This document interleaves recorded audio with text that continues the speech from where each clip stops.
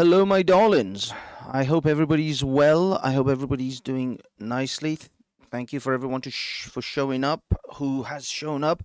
Yes, boys and girls. Today we are having a little conversation with our favorite Mancunian, uh, Jay from the War Kettle, who is now Cypriot, and is now living in Cyprus and has been for a while.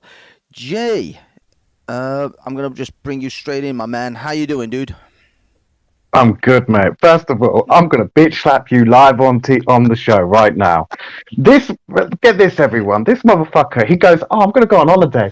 You know what? I'm gonna go to Cyprus. Who the fuck lives in Cyprus? Oh, that's right, I fucking do." This motherfucker's like, "Oh yeah, I'm gonna be in Larnaca." What? That's where I have a house. It's where I fucking live, is Larnaca.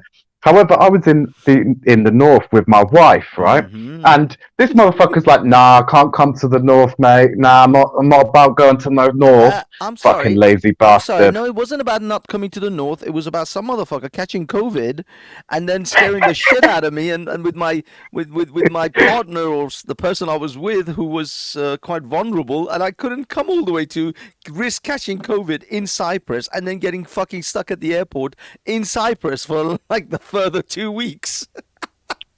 I mean, So, getting stuck in so Cyprus for who an extra caught two fucking weeks isn't a COVID? problem. Who caught fucking COVID? Hey, you had 3 days before I caught COVID, all right? I know you went around the hospitals licking all the COVID patients just as I was arriving.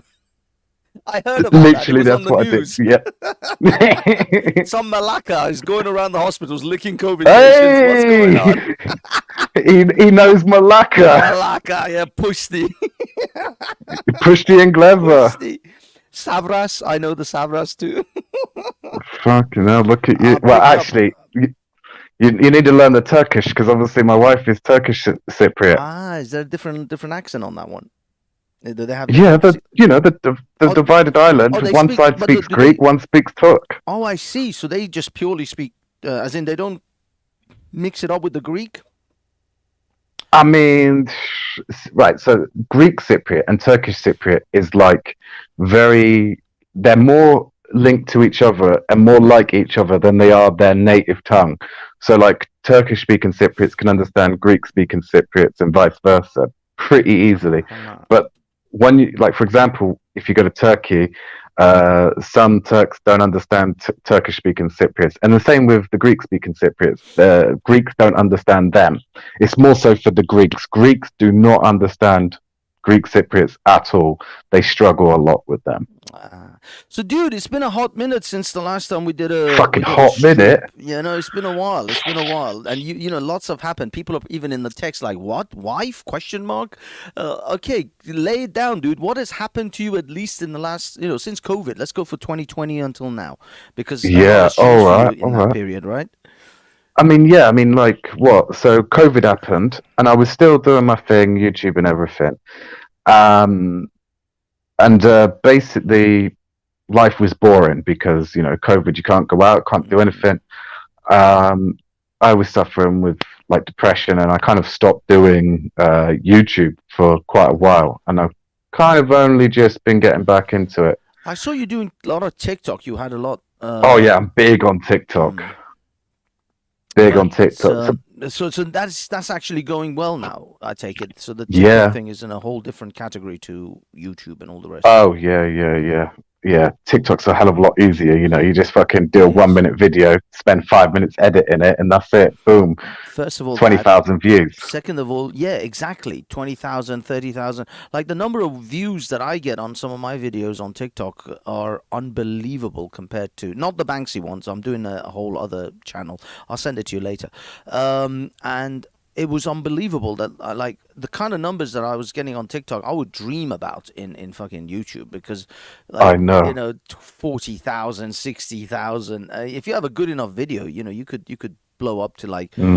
a couple of 100,000. Some people, obviously most big TikTokers have got over millions of views, and it just seems easier to get that sort of number because I guess it's It the is. repeating viewing because it's like a minute or 30-second video or a short video generally, and people just let it loop a few times. I've had that done where I've put on a TikTok video and then I don't know, doing the washing or something, and that video is like looped like 8 times.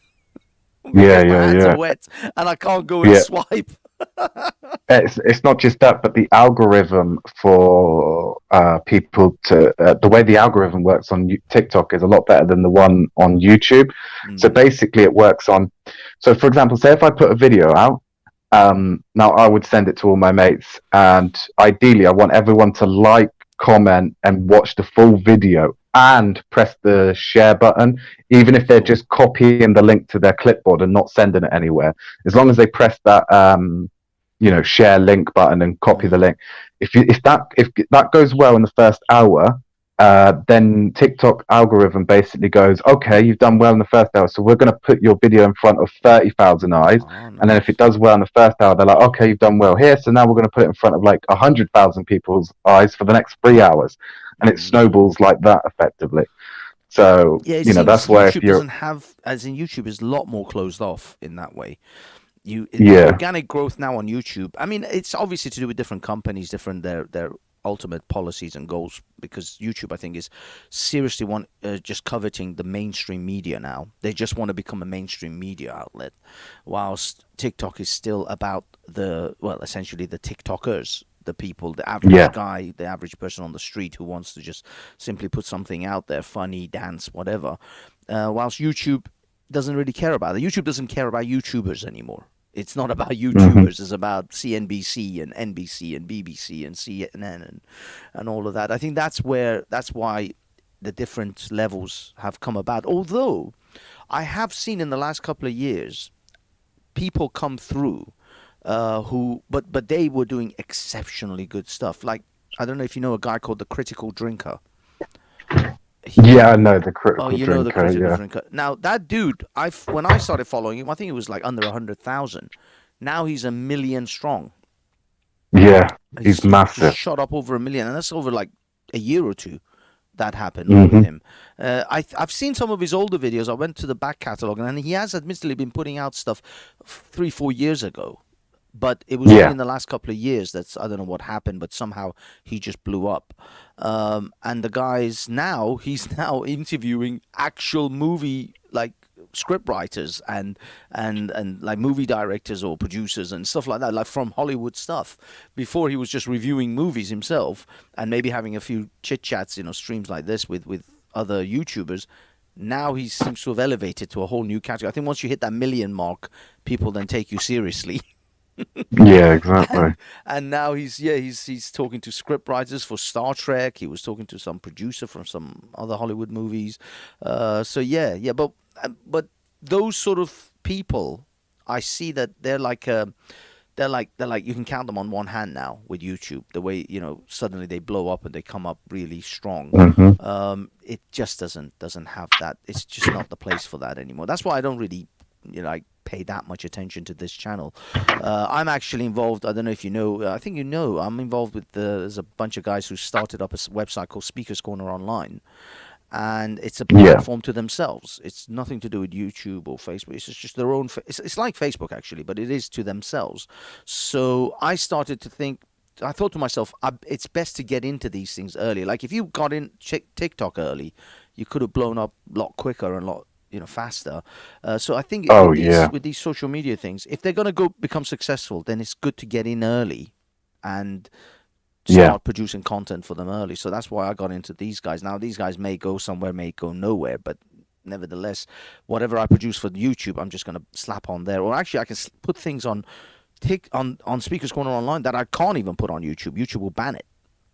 So Yeah. that's giving me a freer outlet. I don't know about you, but I find these alternative sites now, like Speakers Corner Online, Odyssey, Rumble, Getter, although the bubble is kind of small and it seems to be of very similar. So basically, all the people who've been exiled from the other mainstream social network stuff, they are all on there. But it's a freer space. I feel like I can post a meme or post an image or post some rude, crazy shit, and I'm not going to get kicked off the platform. I'm not walking on eggshells anymore. It's such a freeing. It just feels relaxing. Like I can. It's like Yeah. the way social media was back in like 2010, 2011. Between 2010 and 2015, I would say, where it just seems like, it's just boring now. I mean, I'll be honest, I find a handful of people that I follow for entertainment. There's a whole bunch of other news stuff that I follow for just news purposes, but really YouTube is it's just not a fun place anymore. All the fun characters are gone. And to be honest, in a way I miss them. I Um mean, it depends on what your content watching is. For me, my YouTube is just filled with like educational stuff and people storytelling, people, mm, and stuff like that. Basically, I mean, yeah. like I was saying, like ever since the pandemic, I kind of pretty much stepped away from politics. So anyway, yeah, like speaking of that, I mean, so pandemic happened. Obviously, everyone lost their job, and obviously, I live in a foreign country, and so there was no welfare support, no nothing for Yeah. people like me. They basically were like, "You ain't Cypriot, get the fuck out of here. We don't care about you, Ingleser." Damn. Um, yeah, and the rules for people who did get support were for people who are foreigners. You had to have been in the country like 3+ years. You had to have been paying social insurance for that long, which is Yeah. basically tax. And it was just not happening. So I had no choice. So at the time, I was like, what do I do now? I was lucky because my landlady was super cool. She was like, "Don't worry about paying rent. Like, Oh, worry about that wow. when you." Yeah, she was like, "Don't worry about that. Worry about that when the lockdown's over and you can get back to work." So that was Oh, fucking that is amazing. amazing. That must have given you a massive sort of boost, financially, Oh yeah. because rent is one of the biggest like chunk of expenses that most people are worried about all the time. Rent or mortgage or whatever it Hmm. is, those cost of housing effectively is the biggest bill in most people's Yep. lives. Then after that, cars and whatever else you have. But if you get a bit of big break like that, that must have, yeah. Oh, what a champ, what a legend that landlady is. Are, She was. are you Yeah. still with the same property? No, I've moved like fucking one, two, three, like 3 or 4 times since then. Oh, wow, wow. Mate, yeah. So like, yeah, pandemic happened. She was really cool. She was like, "Nah, don't worry about the rent." And I was like, "Well, it's all well and good, but like, how am I going to eat? Like, where's everything going to come from?" So, um, and I've been in crypto for a long time, since like way before 2017, and I went full beans into crypto at the time, Mm, and I was doing like day trading. I was doing fucking everything and anything to make money at the time. I was even getting in on pre-sales, and I did well that I managed to cover all my living expenses. And after the first lockdown had ended, and they started letting everyone go back to work and shit like that, I had paid off my debt to my landlady, which was like 3 4 months of back rent. I mm. paid off my fucking water debt, electric debt. I paid everything off All the that needed to be bills. paid, all the bills. Um, then basically I was looking for somewhere cheap to live. I was like, okay, well, I need to get out of this flat. My lease was up for renewal at the time. And then I went and stayed at a friend's. Like she had a place where I could stay real cheap. Like family members had a spare house effectively, so I was staying there for a little while, and then I moved into a new apartment, and I was living in a fucking beautiful 2 bedroom apartment. Same price as my previous apartment rent, 450 a month. However, it was 2 bedrooms, had a fucking pool. I spent a year there. It was fucking brilliant. Um, Oh, and sweet. yeah, and then one day I was on fucking Tinder, you know how it is. Yeah. I fucking I met this Turkish speaking Cypriot, and well, the rest is The fucking rest. history because I fucking married her. That is that. I mean, how did you go from Tinder to marriage? That's the gap that I'm interested. That what happened in between that, because Mate, I mean, oh mate, I the checked story out of like, Tinder when I was out in Cyprus, and there is a lot of Russians out there. There seems to be a lot, native mm-hmm, Greeks and stuff. But I mean, I wasn't expecting to meet anyone. Although I did meet someone once in Spain over through Bumble, but I didn't expect to really be meeting anyone. I was only there for like 6 7 days, so it was way too short of a time to actually hook up with anyone. But I did notice, yeah, there was a lot of beautiful women, a lot of beautiful Greek women, as well as a lot of Russians, and sort of Eastern European types. So is that what you found as well, or was that? Yeah, basically the Okay. same. Well, so basically, me and Alif, Mm. by the way, her name is Alif, and for all you fucking muzzies out there, you know what that means. Um, Especially with the symbol for Alif, what that means. Aleph. Anyway, Is this like yeah, A? Is it like no, E? Oh, Elif. Alif, Elif. yeah. Okay. Nice. Is it like Eve? So no, it's like you're such a terrible Muslim, aren't you? I'm not an Arab speaking Muslim. I don't know what the fuck they do. So like they have that symbol for Allah that's like that weird Oh, I line thing. see. I That means see. a leaf Elif. as well. Oh, I Yeah, see. like I didn't anyway. realize. Okay, go. So yeah, so all right, story time because everyone loves a good story. So basically, I'm on Tinder. I connect with this bird, and we just started chatting, and we were chatting like every day, without doubt. And at first, we couldn't meet up because the checkpoints were closed, so you couldn't cross. I couldn't go see her. She couldn't come see me. And it'd been going on for about 3, 4 months by this point, and Christmas was coming. However, we had a friend who lived literally on the border, and what I mean by on the border was like his back garden was in the south side in the Republic of Cyprus, but technically his front garden and his front door was in the north. Are you So kidding? legally, That yeah, yeah, is yeah. So crazy. legally, we could both go to his house because we weren't breaking any rules. As in, So because she couldn't, as in she legally couldn't come to the Cypriot side. Is that the case? yeah, she Oh, can't legally come to the south side, and I couldn't legally go to the north side because the border was closed. but you could both go to However, his house. yes, That is insane. so like we met up there. That was our first like IRL meetup, Oh and my we had an amazing night.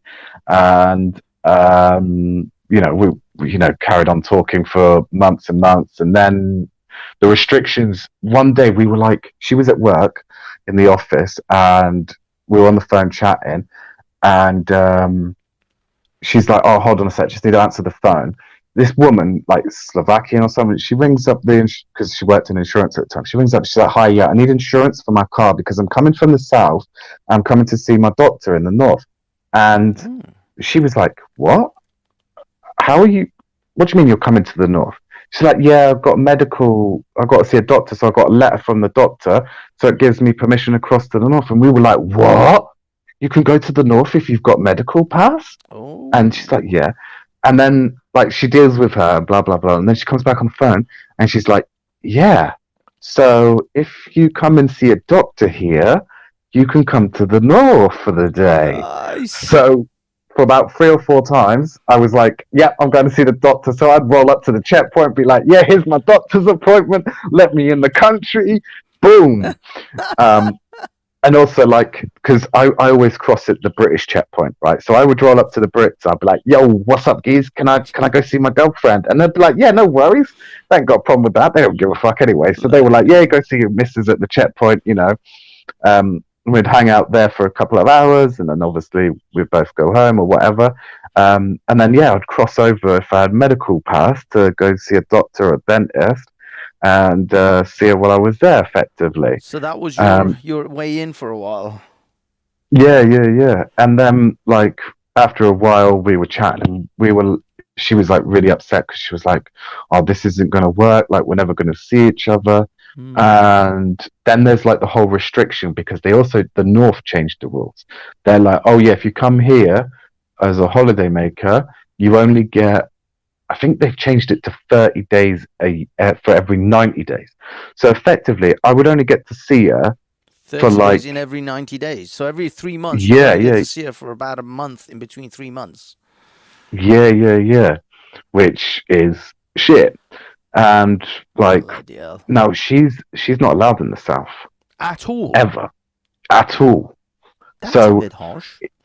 so as far as the Republic of Cyprus government are concerned, she's not Cypriot.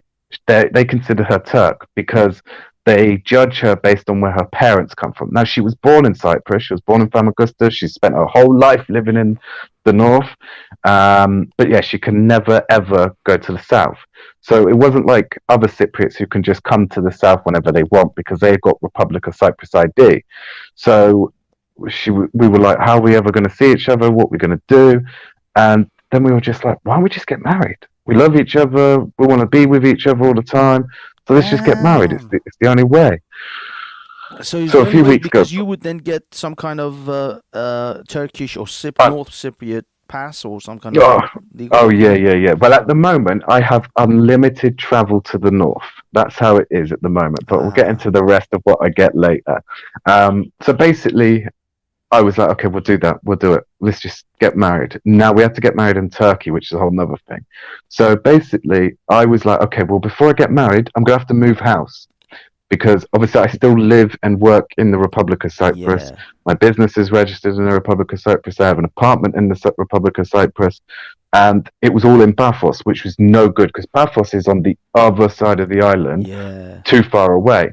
So I was like, okay, I'm going to move to Larnaca, which you fucking fat bastard, were literally down the road from my apartment in Urokalini, Oh you son my of a bitch. god! Yeah, I mean, yeah, I yeah. find it funny If that you somebody come to Cyprus. You didn't ask me first of all. You're just like, oh, I'm in Cyprus, by the way. I'm like, dude, you could no, have stayed at no, my I apartment for free. fucking messaged you weeks before I come. I said I just don't know exactly where I'm going to be in Cyprus, but Oh, I'm yeah, that was definitely it. coming Yeah. to Cyprus. You could have stayed in my apartment for free, Yeah, man. but Next time you can stay there for free. the It's thing not like is, I'm there yeah, that's often. if I come on my own, it would have been different. But I wasn't on my own, and the person I was with, we definitely needed a resort with swimming pool and all the facilities and stuff that we were, we needed that sort of 5-star sort of thing. So that's why it wasn't purely that I was there on my own. But I just thought if the situation, had coincided or we managed to synchronize to meet, but you got COVID, man, you got COVID, and I just thought to myself, I don't want to risk it. So I was like, I don't need to fucking catch COVID in Cyprus because they were so strict in getting us into Cyprus. We had to fill out like a pass before we flew out. Yep. 2 days, literally, you couldn't even do it Mm-hmm. before the 2 days. You had to be within 48 hours. Yep. And The safe then, pass. yeah, that's it. That Flight flight pass, sorry. pass, Flight pass. exactly. Yep. And then we got there. They tested everyone on the plane, literally everyone Mm-hmm. on the plane. There were no exceptions. And Mm-hmm. then they would then text you your results once you were at your hotel, which was fair enough. But generally, like we had to show that test result when we went to a shopping mall.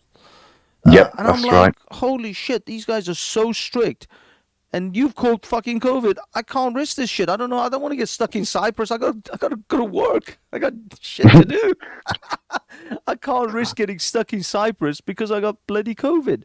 So unfortunately, it was just a timing situation and the It whole was. It scenario. was. But don't worry, dude. Now I know where you are at. I'll make another trip Fucking and besto. I'll probably come on my own, Besto. and that way it'll be much easier for me to get around than having to worry about someone else. But either way, so you moved to So yeah, I Larnaca. moved to Larnaca. So I moved on the Friday. I went back to Paphos the Friday night. Stayed there till Sunday morning. Then went back to my new apartment in Larnaca. Literally dumped the stuff I didn't need, packed a suitcase, and that Sunday night, because here's the other thing. Then they announced on the news like the day before, oh, as of Monday, we're going back into lockdown for 2 weeks. And I was like, Oh well, that's fucking shit! perfect. That's Oh, perfect. for you? Fuck doing yeah, for me, because I was like, well, fuck doing lockdown in the south. I'll just go to the north No, now yeah. and do 10 days in quarantine and, Just hang out with be my with the wife. missus. Yeah. So I fucking literally packed a suitcase and went straight up to the border.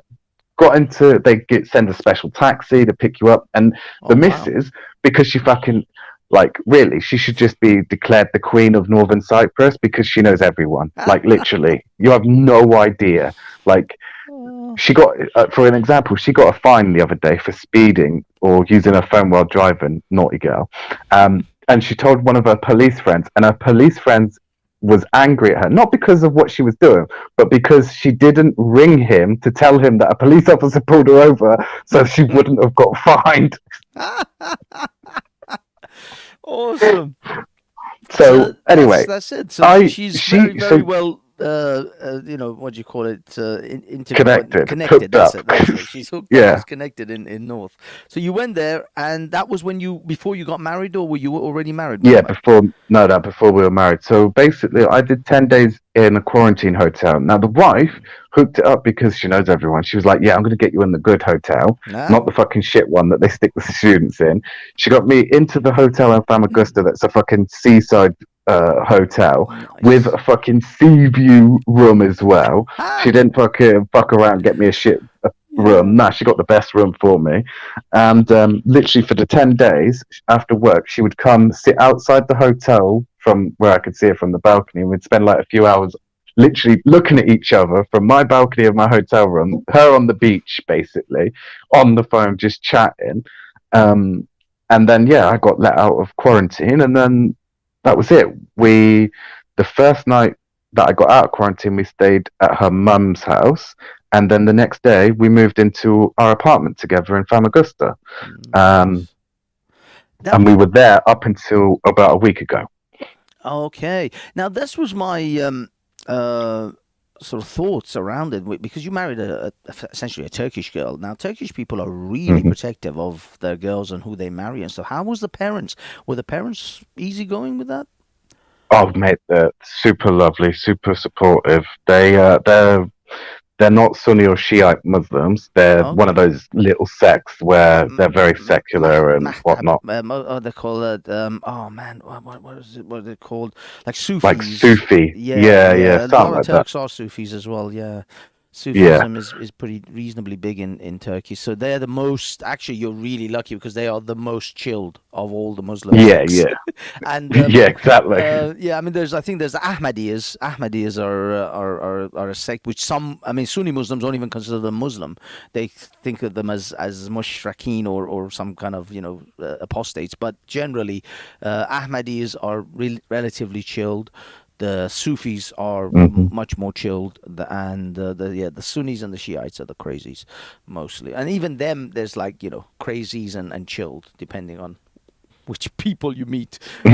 But yeah, so okay, fantastic. So the parents were on board. Did your Yeah, parents manage to come to the wedding, or were they not no, able to because of no. the I'll lockdown? get to that. I'll get Oh, to okay, that in okay, a go on. minute. So yeah, so we're living together now. Her mum is a bit more religious than her dad is, Mm. and her mum wanted a halal wedding. So I had a fucking halal wedding. But how do you This mean? In what sense? motherfucker. What things have to happen? Did you have to get the snip snip? No, no, no, no, no snips. No way. You are not fucking coming near my fucking ding with My no snip, Johnson. bro. So Not so fucking happening. they didn't chop off the old Johnson there. No, nothing like that. Thank fuck. But Okay, so what was it's considered like halal then? Let's go further in. it's basically the imam comes over and Oh you have yeah. 10 minutes of the imam talking in Arabic and that's about it. Now, Ah, a mum okay. wanted to wear the hijab. And so, she's an atheist, the wife is. So we were Oh, like, okay, whatever. We don't really care. they Like, just if did it all makes this mum pageantry happy, happy for the life. parents. Yeah, Yeah, yeah, yeah. For the parents, yeah.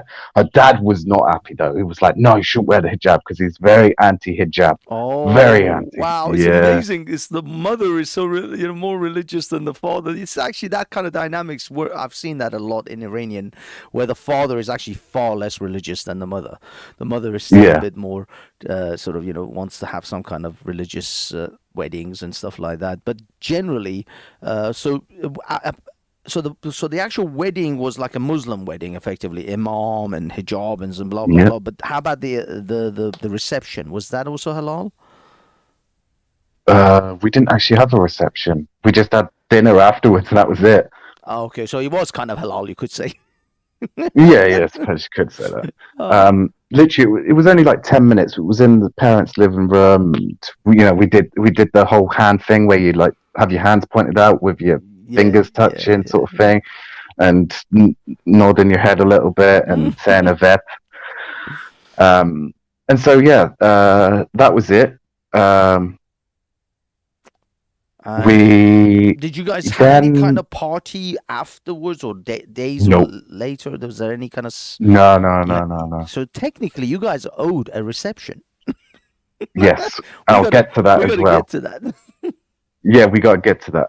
So basically, we had that halal wedding. And then about 2, 3 weeks later, because we didn't plan anything, because of the way because we had to go to Turkey to get married, because we couldn't get married in North Cyprus because of legal reasons, because she's only seen as a Turk and I'm a foreigner, and for our wedding to be recognized as official, legal, international, the only place we could do it is Turkey.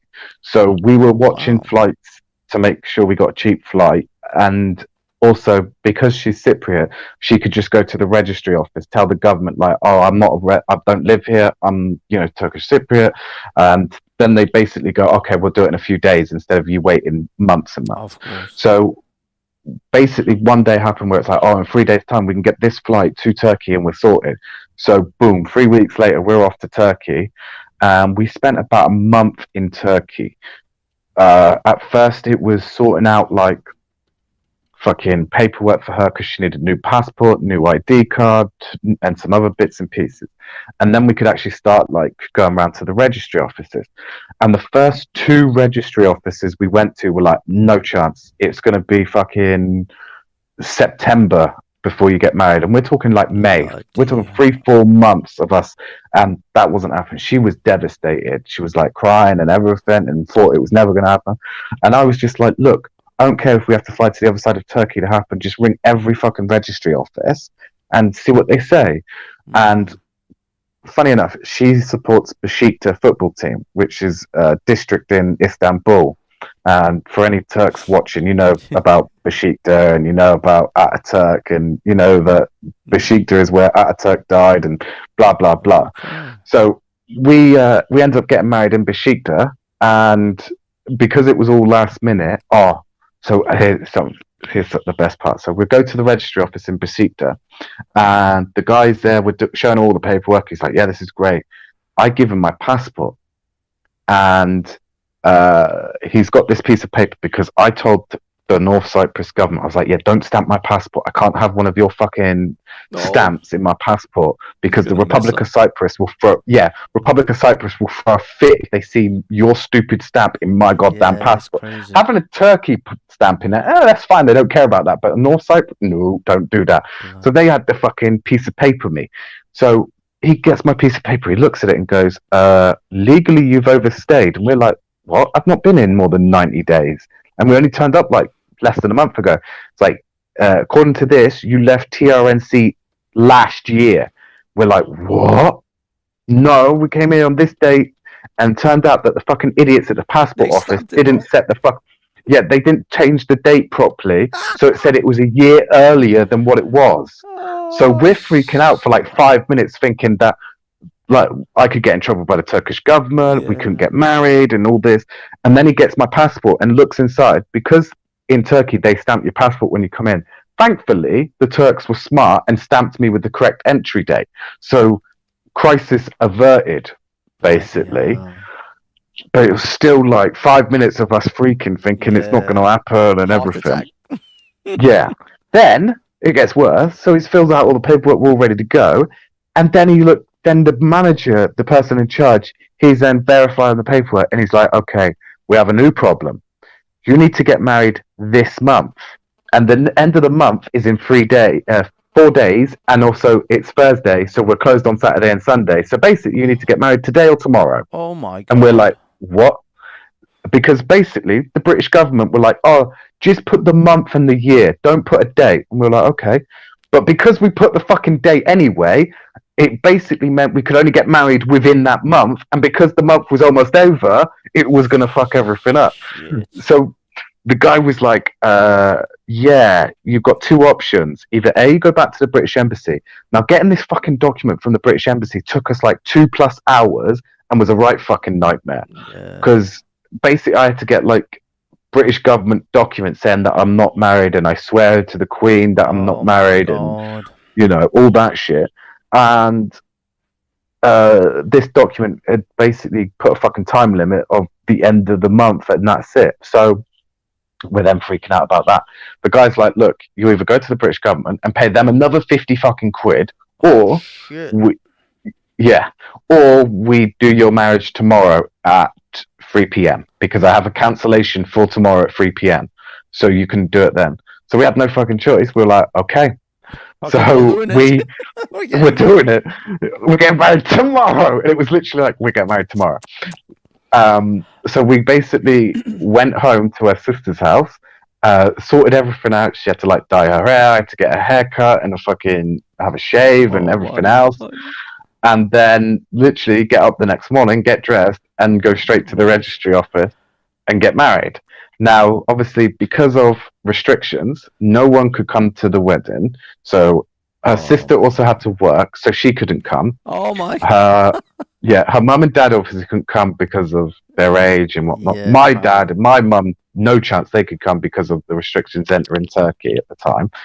And plus, Turkey was on the red list for the British government, so they would have to have done quarantine either way, both ways. It was so effectively the wife's witnesses. Her maid of honor was one of her friends that lived in Turkey, and my witness was my fucking translator.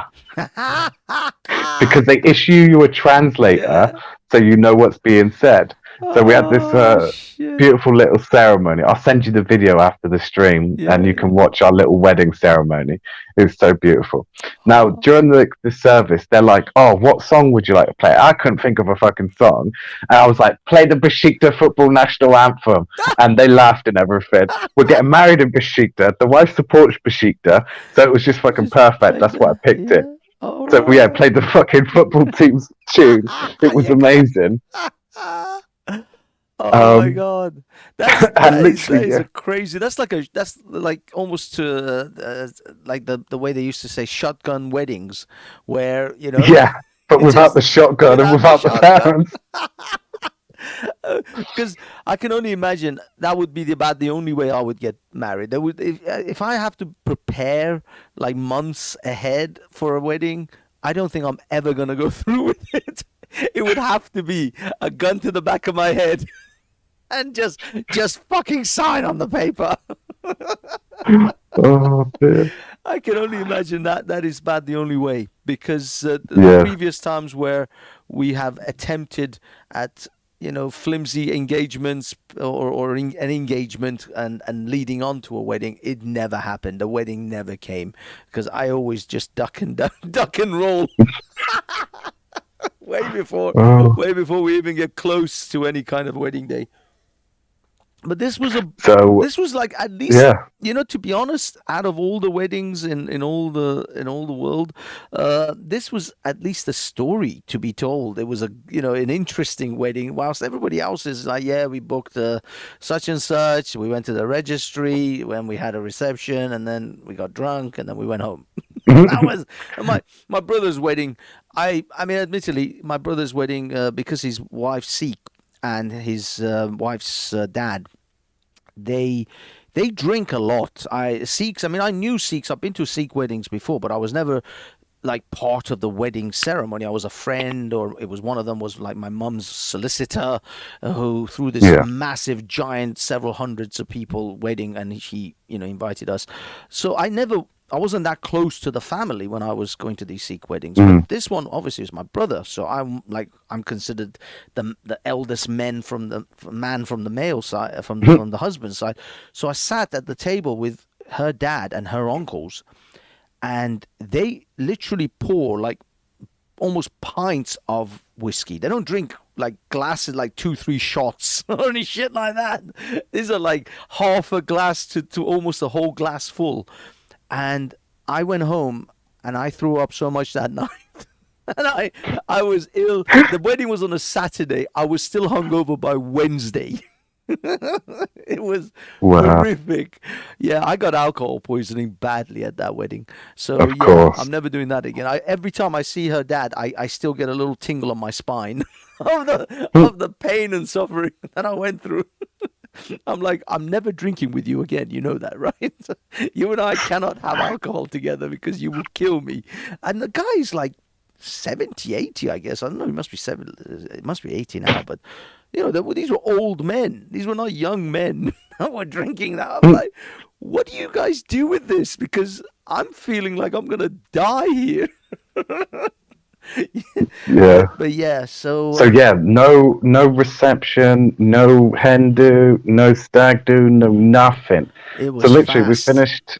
Yeah, so literally we finished. We got married and we had the ceremony, and I said a vet, and that's yes for Turkish, Mm. obviously. That was funny. So when they were like, the guy would say it all in Turkish, then my translator would basically tell me. I was just like, yeah, I gathered what he's going to say. I don't really need a translator, but whatever. Mm. So instead of me saying yes, I actually said a vet in Turkish, and Oh. they all the by I say all the people, the only people in the audience were all the people that worked at the registry office, the camera crew, the photographer, the Oh, translator, that's good though. and You had a photographer. That was good that you had. yeah. I forked out for a photographer and camera crew basically to Nice. film it, you know. And when they because obviously I don't speak Turkish, and what they all loved it that I actually said yes in Turkish, and they thought it was really Mm. cute. So yeah, we got married, and then that was it. We walked out, and that was it. So we walked uh, out of our, effectively the reception, a married couple, and we basically had no car, no nothing, no like just got married car or anything like that, and we wandered down to. Oh no, that was it. We had to go to the government office for them to like do all the paperwork on the government side for our whole getting Yeah. married.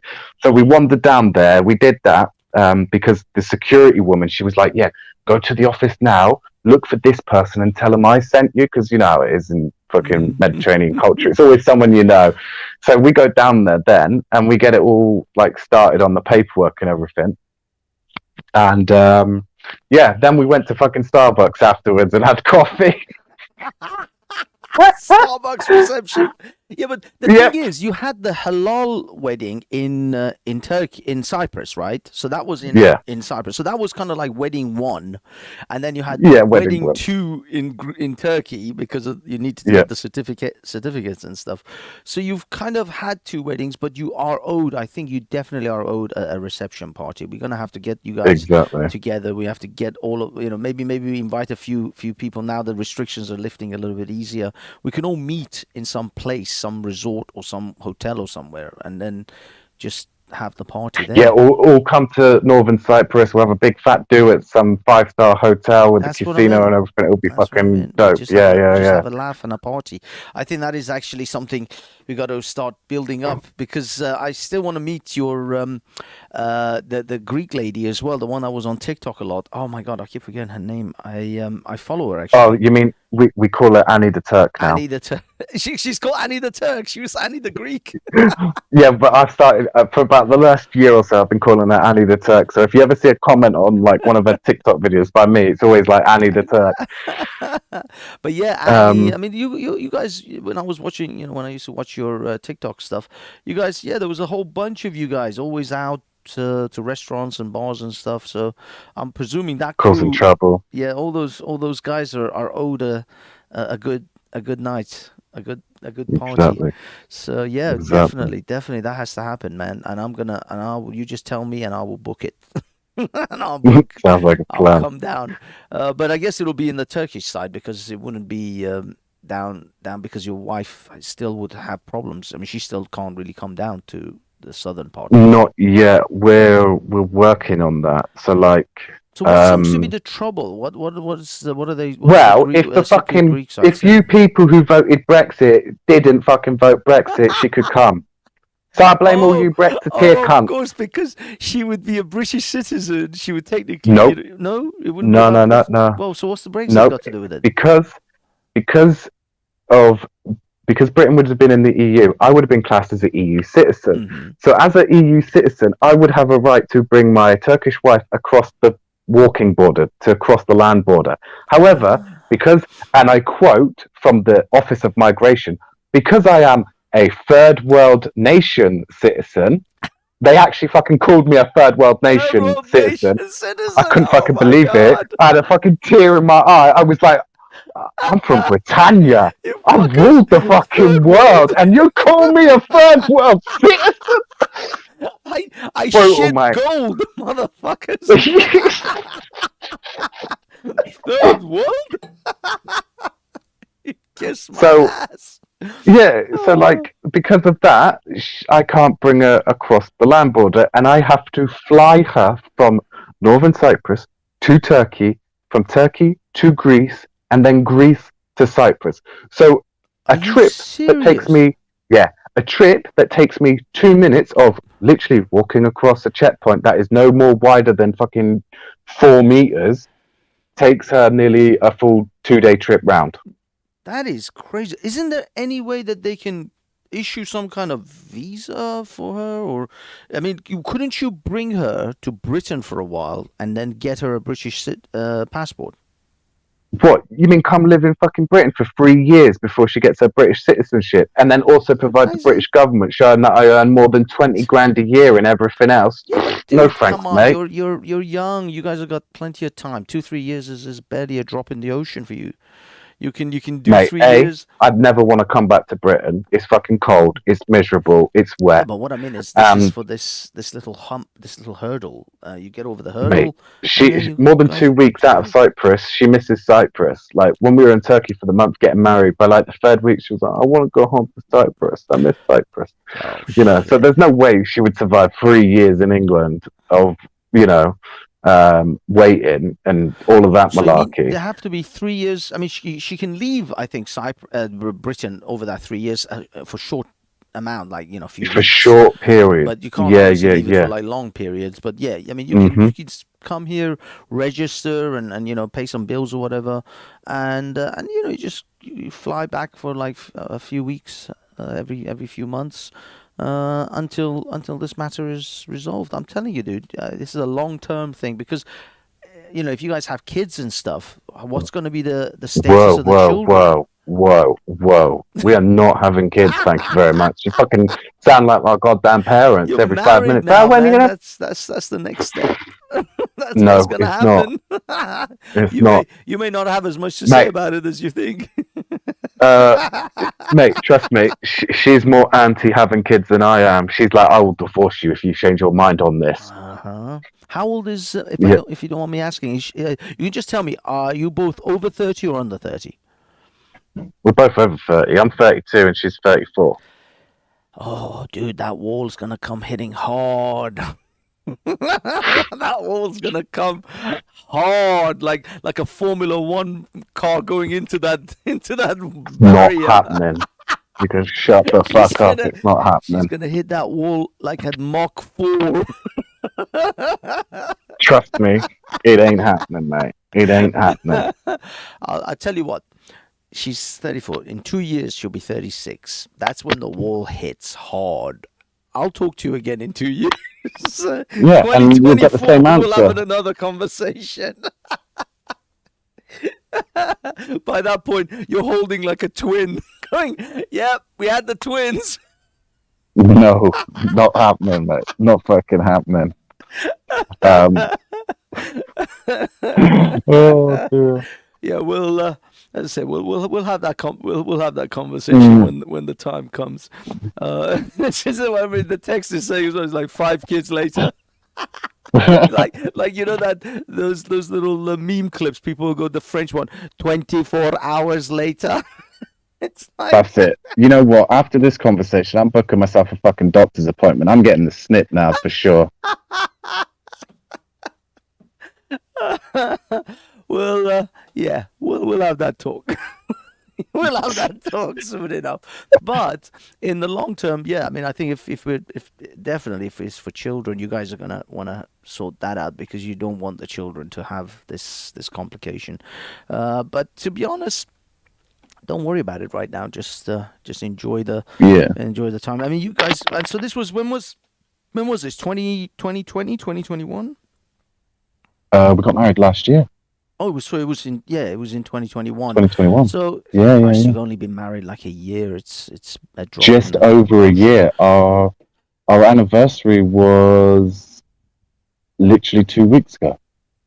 Oh, in that case, then yeah, no, you guys have got plenty of time to just acclimate, settle in, and then the wall. Shut up, you son of a bitch. I'll fucking wall you to the face in a minute. I'm just one day in a few years' time, I'm just gonna look at you. You're gonna look at me and go, "Yeah, she's pregnant." I'm like, How was the wall? I'm going to the doctors, How man. hard did That's she it. hit it? I'm going to the fucking doctors. It's getting snipped. That's it. Yeah. That believe me, when that wall comes, it hits hard.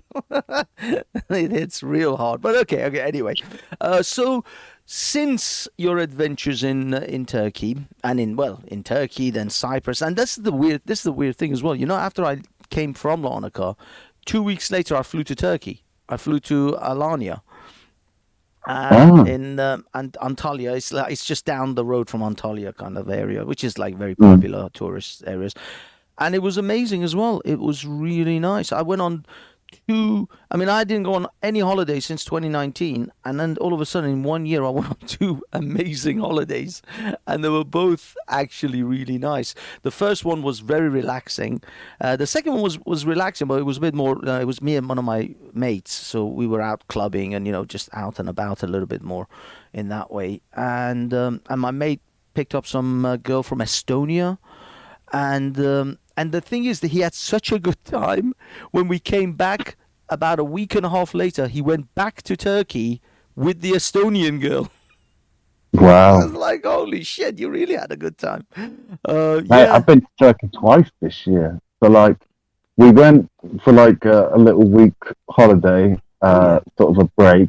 Oh, wait. So, yeah, so obviously, our honeymoon, you're going to love it, right? So, our honeymoon was basically us at the mall in the kids' playground. There's like a massive fairground inside the mall with like rides and shit. We spent like 3-4 days just riding all the rides and doing shit like that. That Nice. was our honeymoon. It was fucking brilliant. I loved it. Um, and then obviously we came back to Cyprus and we had to do 14 days quarantine. And here's the fucking kicker. They put a tracker on us. It was like being on Really? the fucking ASBO. Yeah. I Like have to those find the those picture of it. ankle bracelet things.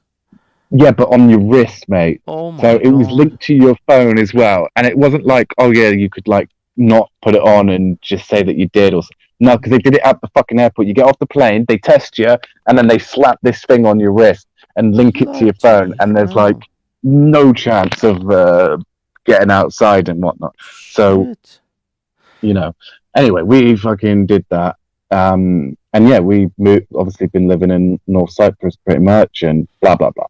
Um, and spent the whole summer like doing amazing stuff, jet skis and all sorts of other things in Cyprus because weather's fucking beautiful and Of course. It's getting even we better travelled now. like yeah, and spent the whole summer basically travelling all around North Cyprus. We went fucking everywhere, Karpaz, Kyrenia, like everywhere. Nice. So But yeah, what do we you do went to Turkey this year. for money and stuff? Are you still like crypto coining? Or are you Yeah, making? yeah. Oh, right. So that is Yeah, actually paying I'm all your way. all my way. It has been. It paid for everything. My wedding, the lot. Um, Amazing. so basically, at first I was just sort of like trading and whatnot, and then a few months later, a friend of mine was like, "Oh, check out this project," and they had like no marketing, and I was like talking to the owner. I was like, "Yeah, you've got like no marketing, blah blah blah. Maybe I can help out," and I was like volunteering basically. Next thing you know, is it snowballed, and since then I've worked for like 15, 20 different crypto projects doing a array of things. And And like social basically media this year, marketing and stuff like that. yeah, all that sort of stuff. Amazing. Community moderating, all of that. And now I've actually set up a company that basically does that. So say, for example, you, Banksy, you're like, yeah, I want to set up Banksy coin. I want to have a fucking my own cryptocurrency. But you got no clue. You don't know how to do the smart contract. You don't know how to do the marketing. Exactly. You got nothing. You come to my company and we go, okay, we can do all that for you. This is our pitch. I'd send you over our like proposal. It's a 5-page document that explains everything that we do effectively. Oh wow. And you pay us some money and we get to fucking work basically So and do you everything. create the whole crypto coin from scratch. Yep. We Everything. can do everything. That is amazing. Dude, I'm not joking. We'll talk later, but there may be something that we can do here. There is, You all heard it here, everyone. there is Banksy coin something. coming soon. No, no, not the Banksy coin. Hell no. That would sell as as well as sand to Arabs. No, it's just that there is some things that I know people. There are some people that I know that want to do something. They have something that they want to turn into a crypto, and yeah, I'll be in touch with you definitely Yeah, off we'll talk screen. later about that. No Uh, worries. but uh, but So that is yeah, so I fantastic. set So up a that's your company now. company. So you literally make Yeah, or build cryptocurrencies for people and launch it for yep, them. That is yep. We did the whole fantastic. whole 9 yards, mate. And Everything. how many of you is it? Just you, or is it you and your wife, or? So I at the moment have like 10 people effectively working for me. Wow, that is Yeah, fantastic. That's unbelievable. That is really. This is yeah, why I saw you promoting some. I think it was some kind of either an NFT or a crypto. I forgot what it was. Like, I don't know. It was a monkey or a M. It was some. They had like some girls on a go kart track. The ads were. yeah, yeah, yeah, yeah, Do you know yeah, which one I mean? Because I know you sent it because I yeah, saw it through your tweets.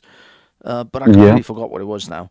But they were promoting it really hard at that time. hmm Yeah, it was Um, like end of last year. That was before I set the company up. I was working for a company, and the company I was working for was doing marketing for this project.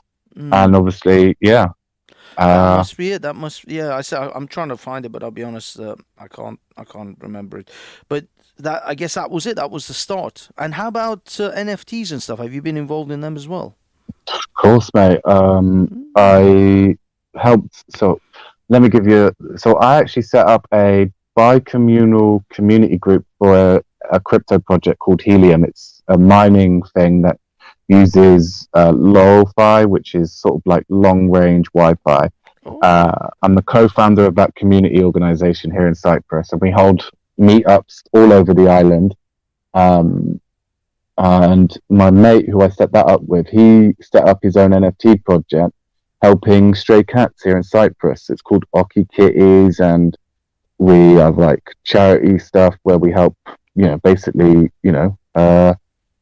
help Mm. homeless cats and get them food and neutered or whatever it Oh, is that that's they nice. need.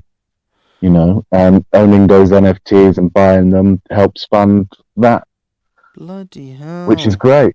Oh, that's And really good. yeah, But that's you good know, because people like to would invest in something that has a charitable sort of aspect to it, yeah, because they think like, okay, even if 5-10% of it goes to charity, I'll make some money out of the crypto or whatever. But hmm also there will be a charity aspect that will benefit from this as well, which I guess is a good thing.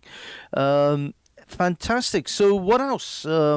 How have you been involved? Because I mean, obviously, when you were in London or in England, sorry, you were involved in some politics and you were interviewing people. Have you ever thought about getting into that side of things, or is that just not viable in like Cyprus or the Turkish side of Cyprus? it's. I mean, to be honest with you, I just didn't.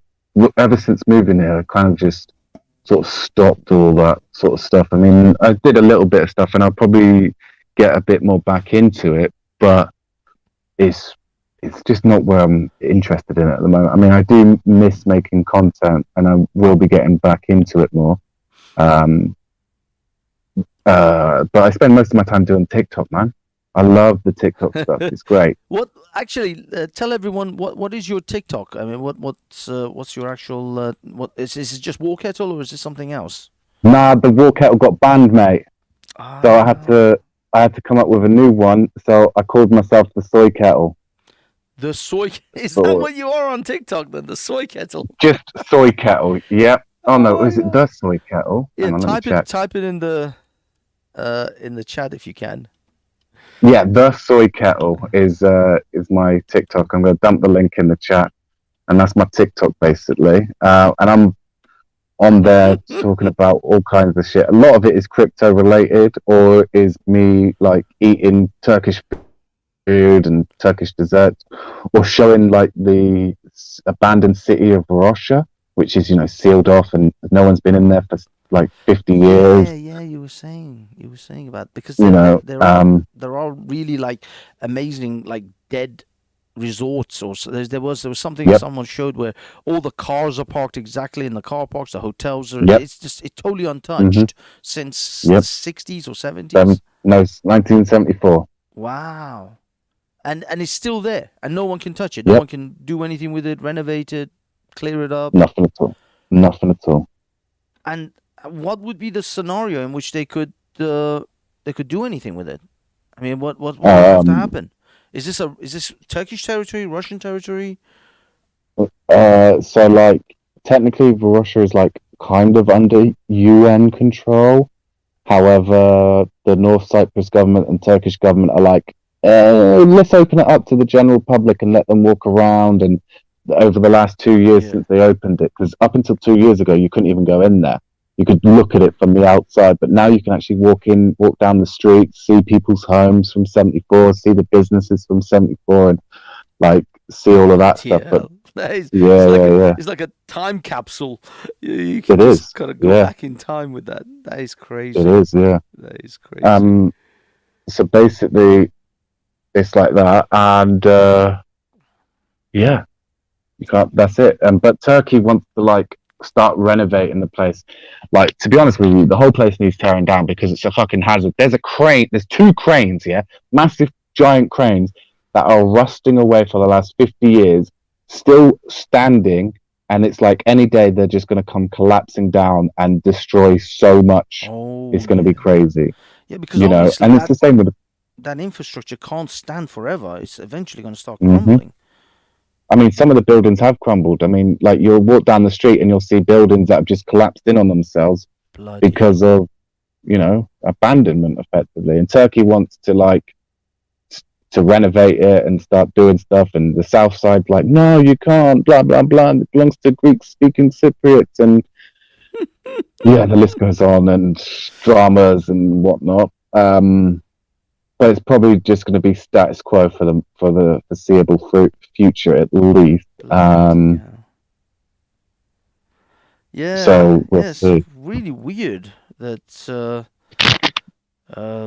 that I said nobody knows what to do with these things. They're just stuck there, Yeah, and stuck there this ghost forever. town kind of thing. Because you would hmm think, Cyprus, first of all, is a tiny island, so property and hmm land is got to be worth a fortune. It's always going to be high value, no matter where it is, and so they've got all of this land, all of this uh, development area, which they can't touch. Nobody can do anything Yeah, with it. They can't turn it into anything, and, exactly. and this is, I'm sure, it's prime tourist sort of area as well. Oh, it is. Yeah, yeah, yeah. Russia is prime. I mean, back in the day, Russia was considered the Malta of the Mediterranean because it was just, you know, it was going to be bigger and better than Malta, bigger than what's that fucking place? Monte Carlo. Sorry, Oh it was. wow, yeah, with the Yeah, with yeah, the yeah. with the casinos, and Casinos and everything. Yeah. that is Um, amazing. So it's but such a then the war shame. happened, so it all fucking came to a grinding halt. Yeah, it's such a shame that it's just absolute wasted Mm, opportunity, wasted area. I don't know, man. These politicians, they're just idiots. yeah. They just ruin So, everything. But so so that's yeah. that's what's been happening. So Oh, I what went to else? Turkey twice this year already. So we went, like I said, we went for just a week holiday sort of getaway thing. Nothing exciting really. Did the usual thing around Istanbul, saw all the sights. Went to the, oh my God, we went to the High Sophia. What is And that? because, the fucking, the church from Constantinople Oh times yes, yes. Oh, that they fantastic. yeah, that they turned into a fucking museum back in the day, but Erdogan turned it back into a mosque, which like the whole world was Uh, like against. And we went there, and I shit you not, yeah, the police officer turns around and says she needs to cover up, and I'm like, to what? your wife. What? Yeah, as in she needs to, cover the hair because she's in a fucking mosque, innit? So Oh, a we had to mosque. Yeah. walk back out and buy her a fucking effectively a hijab thing, so she could go inside and be in there. And I was like, throughout all my life as an atheist and everything, I was like, yeah, there's never going to be a time that I'm going to make a woman wear a fucking hijab. And then what happens? I'm in fucking Turkey. I'm like, yeah, sorry, my wife. You got to fucking cover You're up. gonna have to put on a hijab. Yeah. Well, Me of all people making a fucking, yeah, it's fucking just my wife. unfortunately you can't. I mean, it's Innit? they say when in Rome, you kind of got to do that. And Yeah, do it I to was, Romans. funny enough, I was kind of looking out for similar sort of situation when I was in Turkey as well. I was thinking, will there be a situation where they're going to tell us, not to drink or not to do this, not to do that? But where we are, it's kind of Antalya is kind of like Sharm el Sheikh of Egypt. No matter what else is going on in the rest of the country, they will leave that area the fuck alone because that is their tourists, that is their money. Yeah. So they're like, Exactly. you can do whatever the fuck you want here. You just you can't do it over there. Yeah. So yeah, I mean, I would imagine even if we were, just rocking up to some mosque, even in Antalya, it would be a little bit awkward. And I'm not going to walk into a mosque with a can of Stella.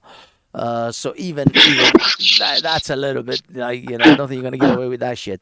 I mean, this was the funny thing when I was in Egypt a long time ago now, we happened to go right in the middle of Ramadan. Now again, in Egypt, because Sharm el Sheikh is a tourist area, they will leave you alone. It's fine. You can drink, you can do whatever you want. But me and my brother were walking down the street with a couple of cans of Heineken, and this was like maybe 1 o'clock in the afternoon. It was scorching hot, like 40 plus Celsius. And we were just drinking these cans of cold beer, and these poor Egyptians were all fasting, and they were all just standing there, sitting in the shops and stuff. And my brother just went, dude, let's just drink these cans quickly and go, because it looks like they're gonna lynch us. Just the way they're looking at us. And I mean, obviously nothing would have happened. It was perfectly fine because they know we're tourists. But there was a sign in one of the bars that said, if you're Egyptian and you can't show evidence that you're a resident or citizen of another country, you can't buy alcohol during Ramadan. So they do still have those limits. Like during Ramadan, nah, not even in Sharm el Sheikh. Although in Dubai, it's even worse. In Dubai, if it's Ramadan, you can't even eat in a restaurant. Like any public area, you have to literally, they tell you, if you buy food, you have to buy it, take it to your hotel, and eat it in your hotel room. You're not allowed to sit in the malls, the shopping malls like Burger King and McDonald's and all these other type of American-style foods that they have. You can't sit there and eat it. It's something, I forgot what it was, like a €2,000 fine now if they catch you eating in the street. Yeah, it's in Dubai, it's even more strict around Ramadan. That's what the funny thing is. You should never go to Muslim countries during Ramadan, but they are the cheapest places to go during Ramadan. And they're the cheapest flights, cheapest hotels. Everything is half the price because it's Ramadan. But my friend found that one time. My friend had to, when he was. The thing is, my friend is such a cheapskate. He always looks for the cheapest bargain. So he went to Dubai. When he thought it was this, he said, "Oh my God, I can't believe I found this amazing deal in to Dubai right now." So he flew over there, found that it was in the middle of Ramadan. One time he had to eat his burger in a toilet. Another time he had to sneak behind the back of a shop next to the dumpster, the skips. And I'm like, yeah, that's why it was so cheap, idiot. It was so cheap because you have to eat your fucking food in a toilet. Because you can't walk around with it. So yeah, never go to a Muslim majority country. I mean, Turkey at the moment is in a transitional phase. They could go crazy Muslim, or they could, if Erdogan, by some miracle, gets, dethroned effectively, Turkey could go back to its secular past. I don't know. I hope Turkey goes back to the secular. Obviously, me and my friend had this massive contention because he's Palestinian. He's all like, he's like the thing is, he's a Palestinian who does vodka shots with me. But nevertheless, as soon as we talk about Turkey's Islamification of Turkey, he's like, no, that's good for Turkey. No, it would be much better if they become more traditional. I'm like, dude, you're sitting here with a fucking cranberry and vodka in front of me, and you're talking about it would be better if Turkey became Muslim. You are in Turkey now, drinking and womanizing, picking up women, and you're telling me it would be better. Yeah, it would be. It might be better, or it might be worse, but you won't fucking come back to here as a tourist anymore because they're not going to let you drink. They're not going to let you womanize. The women all have to wear burqas to go swimming. So I myself obviously don't want Turkey to go further down the Islamic rabbit hole, but who knows? Who knows what's going to happen? I mean, if Erdogan, because Erdogan uses, I mean, most dictators will use religion to solidify their position. They'll, if we become more Islamic, life will be better. Oh, look at these foreign countries, these heathens. The reason their inflation is so high, the reason they've got gas prices so high or whatever, is because Allah is punishing them. Usually that's the kind of fucking excuse. I'm not joking. Well, Erdogan can't use that fucking price. I don't know if you've looked at the Turkish lira to the dollar in the last year, but it's fucked. I mean, the last time I looked at pound to lira was 20 pounds. 20 liras to a pound. And that was the. And when I moved to, and when I came to the north, it was 11 TL for a pound. It's gone up that much. Yep. And that's in the space of a year. Bloody hell, that was this was the thing, because when we were over there, although prices were massively over inflated, because what they would sell, like a pack of cigarettes would be something like, I don't know, 5 liras or 10 liras or something ridiculous like that. They were trying to sell it to us like a carton. I think it was a carton. It would have been like 5 or 10 liras. And this guy was trying to sell a carton of cigarettes to my friend for 40 euros. He's like, that's the same price as England. What are you, fucking stupid? It's like ridiculous hikes on prices. So yeah, I mean, they were trying to con us like tourist prices. But if you do get down and properly find someone that's giving you reasonable prices, then you will find that you can buy a lot of stuff over there. I mean, I bought like a couple of fake what do they call it? Shit, I forgot the name. I've actually got the ring. They're like the rings. The real ones are like $2,000-$3,000. When I looked it up, I was like, holy shit! And these fake ones look really good. And you can buy all your Gucci's and Chanel's and Louis Vuittons, and all of that. There's like just fake shit. Let me just tell you. Oh yeah, it is everywhere. Let me just tell you though. Whenever you go to Turkey, you always take my wife, because like when we were buying that hijab, she was arguing with the Turk guy, like, you ain't charging my husband that much for it. Who the fuck do you think he is? He ain't like tourist. He's my husband. And she was like swearing at him in Turkish a lot. Oh, fantastic! But yeah, that's the thing. You can't take the first price. And to be honest, I paid like. What was it, 20 euros for these 2 rings? And I'll be perfectly honest with you, they were worth perhaps 10 euros for both. So I probably paid about 10 euros too much. But for me, it was like 16 quid. And I'll be honest, they looked really good. They are, fudge me, I forgot the damn name. They make watches as well. This same company, and it's like really, really high end watches. But I had no idea their rings were so expensive. I can't remember it. I literally have it behind me, but fuck it.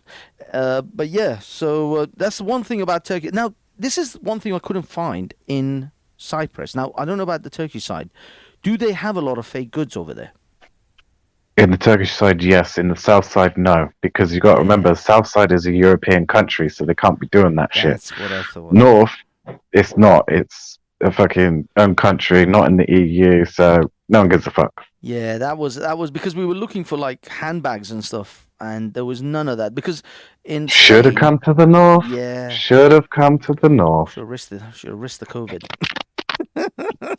Should have taken a chance on the old COVID and gone there. But yeah, when we were on the beaches in Spain, like they sell all of this fake Louis Vuitton stuff, but in yeah, we couldn't see anything in Cyprus on the beaches and anywhere. Admittedly, the beach we had was very private. It was only accessible to a few, our hotel, and a couple of other hotels to our left and our right. There was no one else that could actually access our hotel like randomly. Just walk up there. So it wasn't a public hotel beach, but yeah, we couldn't find anyone who sold fake goods. It was distinctly I mean, odd. the public can go to that beach. It's just a pain in the ass to get to it because they're Exactly. not allowed to stop the public from going to it because the Oh, beaches I are all public. see. I see. But it's Yeah, kind of, yeah. That's what I mean. It wasn't like directly accessible. It was, like, it didn't yeah, look like that this was only for these hotels, but it looked like that the way these hotels had set it up, that not anyone off the street just doesn't wouldn't come there, wouldn't yeah, go there. So yeah, that's yeah, yeah. why it seemed almost like private. I mean, the one in Turkey, to be honest, that one was pretty much private because only us and one other hotel had access to that. You had to come through the hotel to get to this beach because if you wanted to come off the Oh yeah, street, it was literally rocks and all sorts of crazy shit was on the other side where where the public might have access. And I don't think anyone was going to go rock climbing just to get to that beach that was in front of our hotel. mm. So, Bulgari. There you go. I found it. Bulgari rings. Uh, but yeah, I was amazed that it was so. It looks really good, and so far it hasn't fallen apart on me. Me and my brother, we were like, yeah, this is probably going to turn your finger green in like a week after you wear it. Inshallah, inshallah. Inshallah. Because it's some horrific cheap shit. But so far so good. I've been wearing them, a couple of weeks now. Well, several weeks, but on and off. I don't wear them constantly. So everyone, I'm taking bets on how long it will be until Banksy has to get his finger cut off. I'm going to say about a month Gangrene. and a half. Yeah, place your bet. When gangrene sets in, you have to Yeah. cut off the middle finger. Like, oh shit! This is what happens when you buy cheap shit. Now, they were selling like these speakers as well. These the JBL, like the sort of Yeah. famous brands, and you could tell with those that the minute you pick it up, the plastic was so cheap and just shit. And I Mm. was like, yeah, dude, there's 100% fake. But some of the cheeky bastards, they were selling them almost the same sort of price as the genuine item in England. And I'm like, I mean, you are just taking the piss now. This is practically the same price as the original. Oh, no, no, no, this is the original. I'm like, no, dude, I know this is fucking fake. I can like see it's fake. I've got If that's the, the the things I actually if the have the wife was there, she would have ripped the guy's head off. I tell you now. I swear. So, but it is kind of fun haggling with these guys and just sort of bantering with them. One of them was killing himself trying to sell me this Sauvage aftershave. And I'm like, look, first of all, because I was wearing Sauvage. He says, what are you wearing? I said, I'm wearing Sauvage. He goes, oh, you come, you can buy. I'm like, dude, I've already got it. I've got the original, which I bought at duty free. And it's awesome. And he's no, this is original. I'm like, you bullshitting me because they have a sample one which they show you. And it's like, look, this is the original. But then he picks up a box. I'm like, I know the one in the box isn't fucking original. The one you're Hmm. showing me here is original, not the one in the box. The box is a fucking fake, and it stinks like shit, Exactly. and it will evaporate in like seconds. I mean, it kind of smells like the originals, but they don't last. They evaporate in like a second. I put this Sauvage on, once, and you can still smell it on my shirt or t-shirt or whatever I put it on for 2 days because it's like quality.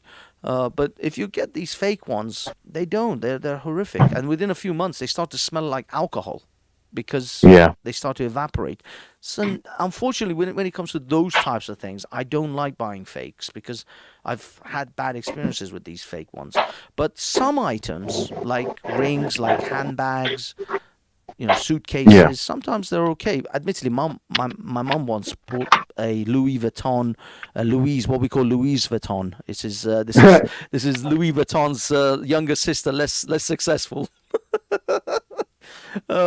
Louis Vuitton suitcase from Thailand, and I'm not joking. That suitcase lasted one trip.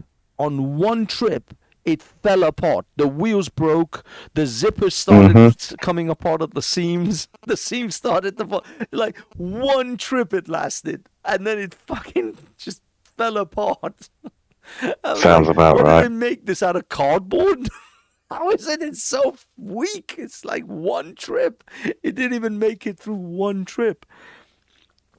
So yeah, now some things you just the fake one. Oh, there's another one. She also brought a fake Rolex. I wore it once. The strap fell off. It's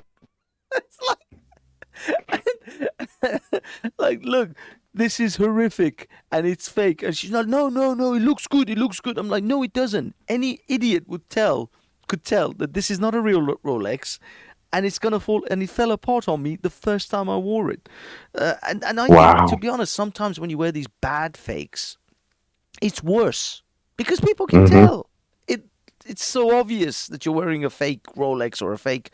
I know there was another one as well, Jaegers, I think they are, and then there's others. They had so many fake watches. Oh my God, it was unbelievable. But when you wear a fake one, everybody can tell. The problem is in London, you can't even wear a real one anymore. Did you hear what happened to I think is it Imran Khan, the boxer? No. You never heard? Okay, he usually wears this watch that he loves, which is about £70,000. It's I don't know what make it is, but it's encrusted all around with diamonds. It looks flashy as hell, and he's every time he wears it on TV shows and stuff, people just immediately notice it. Anyway, came out of a restaurant wearing the £70,000 watch, got held up at gunpoint, watch gone. In London, in the centre of London. Not some. Amazing. He wasn't in fucking Morocco. He wasn't in Casablanca. He wasn't in some outback fucking place in I don't know, North Africa or in the Middle East or anywhere. No, London, central London. Got held up. £70,000 watch. Boom, gone. So absolutely amazing. So yeah, you can't wear that shit around London anymore. London is becoming actually quite bad, believe it or not. It's actually. Look, we all know how bad the Islamic Republic of Londistan is. Oh, that is so fitting. You'd be surprised how fitting it has become.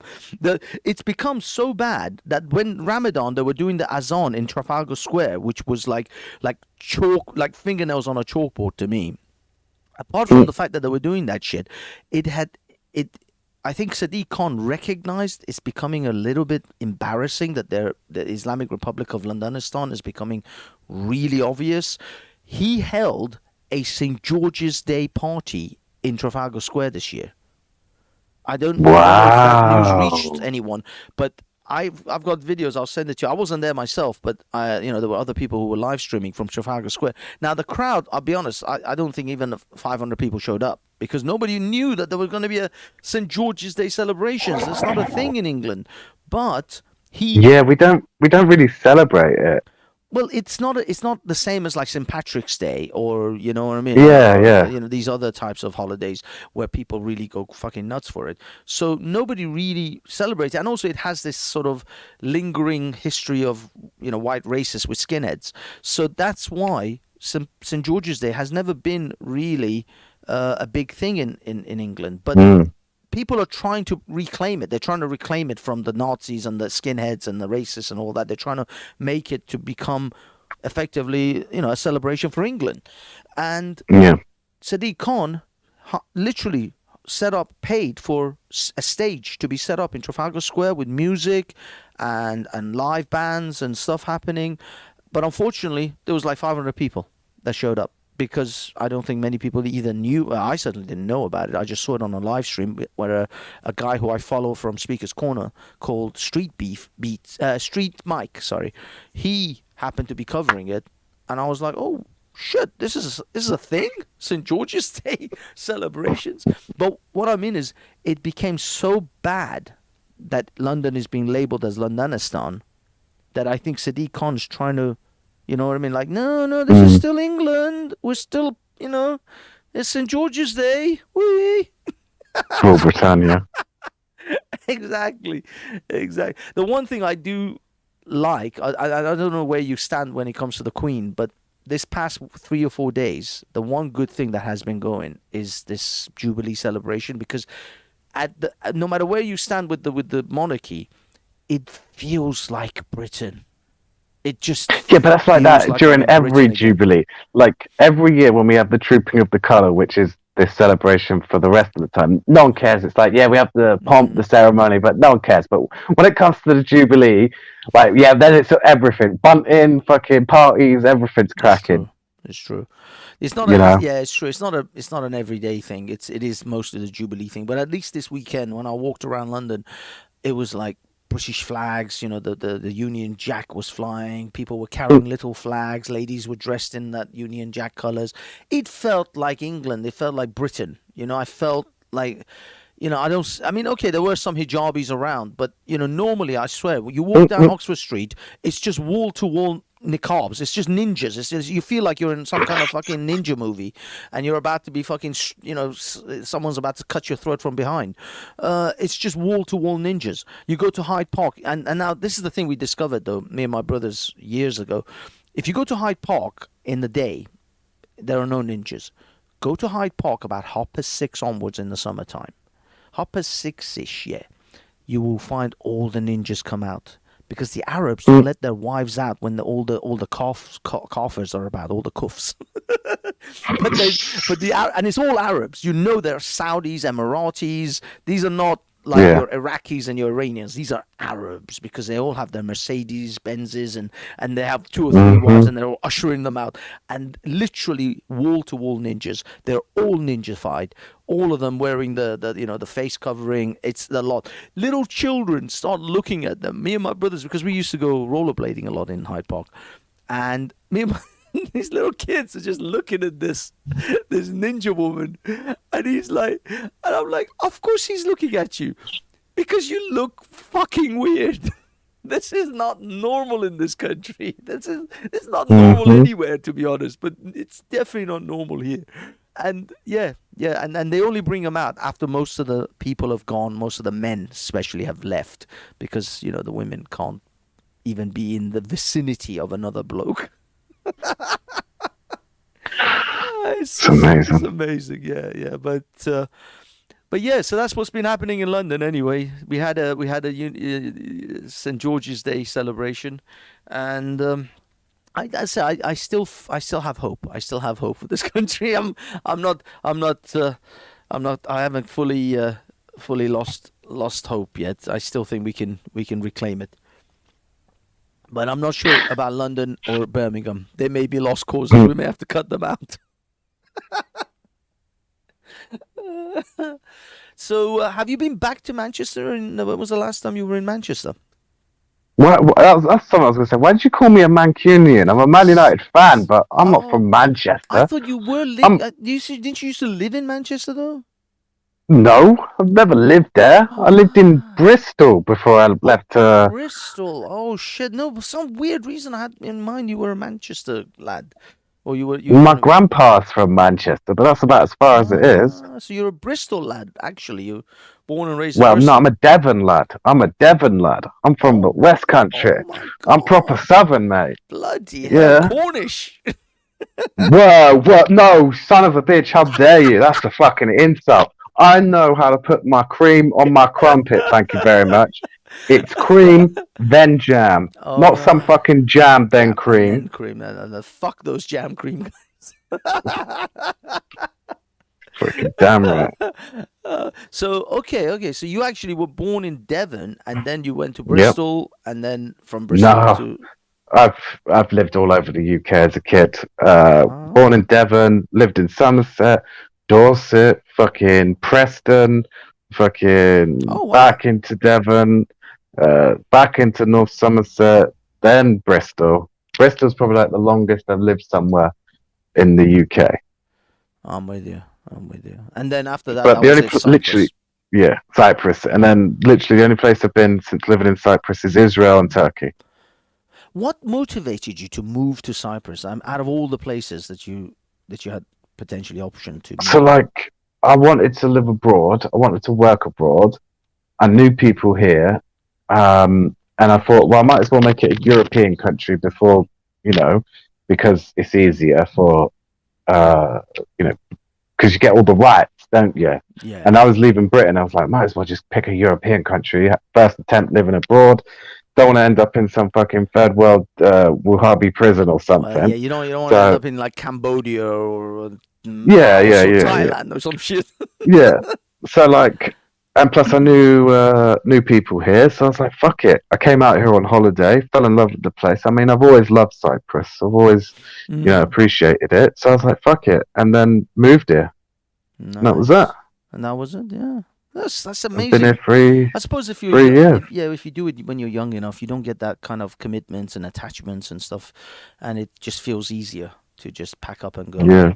Whilst the longer you leave that kind of thing, the harder it becomes. I mean, it's usually it's because of as an older person, you start to think about finances. Okay, what do I do with the do I have to do I sell this? Do I yeah, you start having second, too many thoughts. Sometimes you just don't have to think about these things because like you went there and bam, no job. You didn't even know the language, but you made it work. Hmm. You know what I mean? It Yeah. it worked itself out. Um, Literally, I came out here on holiday for holiday in 2019, January 2019. Spent a week here, fell in love with the place, went home to Bristol, and then a month and a half later was on the flight back to Cyprus. damn, damn, I went back to Bristol, packed up my life, and fucking moved out here. yeah, man. And it was the I best decision I when ever I was made. there, I was looking at like infrastructure and stuff to see if it's possible, if you have some kind of internet business and can you actually like work from Cyprus. And to be honest with you, I mean, I think it was 1 gigabit broadband was like 40 euros a month, which is not that far from what I pay, for broadband here anyway. Well, actually, no, it's much Yeah. cheaper here, but it's not 40. It's not a If tera. It's you're, not a gigabit connection. It's like 100. I think I've got like a 200 gigabit connection, megabit yeah, connection. So, you know, it's.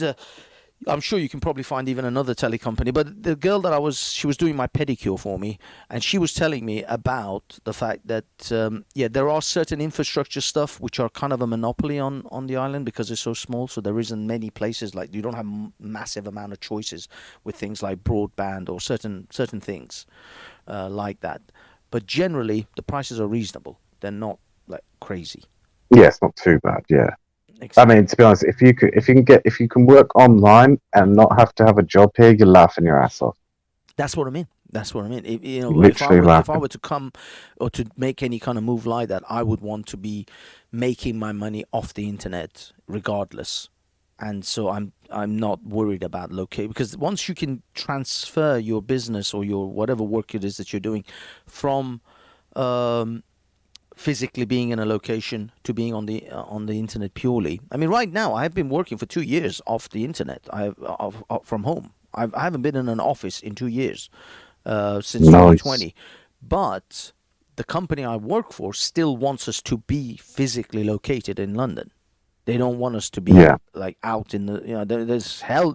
I even was trying to get a friend of mine who lives in Devon to see if he can get a job with the same company, and they said no, he lives too far. He might be able to.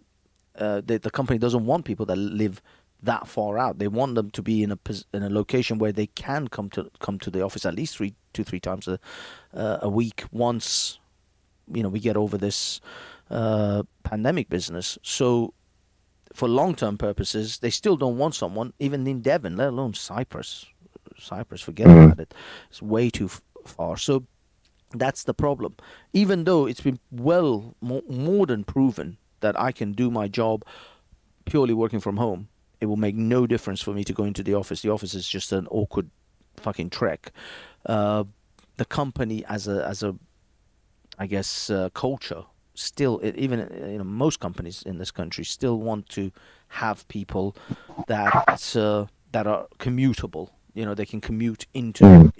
into an A office once they get that set up. So they still don't want it. So that's why you can't really look to working for someone. You have to be self-employed. You have to be Yeah. what you're doing effectively, because like what you do, I would imagine you can do it pretty much anywhere. You can do it in England, you can do it in Cyprus, anywhere with an internet connection. You don't have an office per se, do you? Nope. So there Mate, you I go. spent the last 3 days working from the pool. Ha ha! You lucky bastard. Yeah, Hmm. that's nice. So that's It exactly is it. beautiful. That's exactly it. So that's what I'm talking about. Try and line up certain scenarios where you're selling some kind of product or service in order to be able to just purely work for yourself and just work offline. Work online, Yep. and you don't have to worry about a company or a boss effectively. That's tricky. It's. I mean, it's amazing that you managed to get yourself there. I'm sure it must have taken a lot of hard work, though. I'm sure it wasn't all as smooth sailing as you make it out. It's just No, mate, it's unfortunately. been a fucking nightmare. Yeah, yeah, there you go. You see, this is the thing, because a lot of people, it's like what Michael Jordan says. He says everybody looks at you when you're on the court and you're making all those baskets and you're the superstar. Nobody comes and watches you when you're practicing on the practice ground day after day, night after day, struggling Hmm. and grinding to get the skills that's going to make you look like a superstar when you're on in the game. And that's the same with anything. Your business, I'm sure you had to graft quite hard at the beginning to get Hmm. it off the ground. It's just now you're in a position where it's all chilled and you can work by the swimming pool. But that wasn't Exactly, how it yeah. was at the beginning, and nobody gives a Nope. shit about you at those early days. Nobody wants to come Nope. and give a helping hand in those early days because nobody gives a shit. It's only when you're winning they're like, "Oh, you're winning. Oh, how did that happen?" Yeah, let me get a piece of that. Yeah, it's crazy. It's crazy, dude. Dude, we have gone way over time. We're like an hour and 40 minutes in. I'll let's wrap this up and we'll try and do a bit more so that way we don't have to do 2 hour shows in order to catch up fully.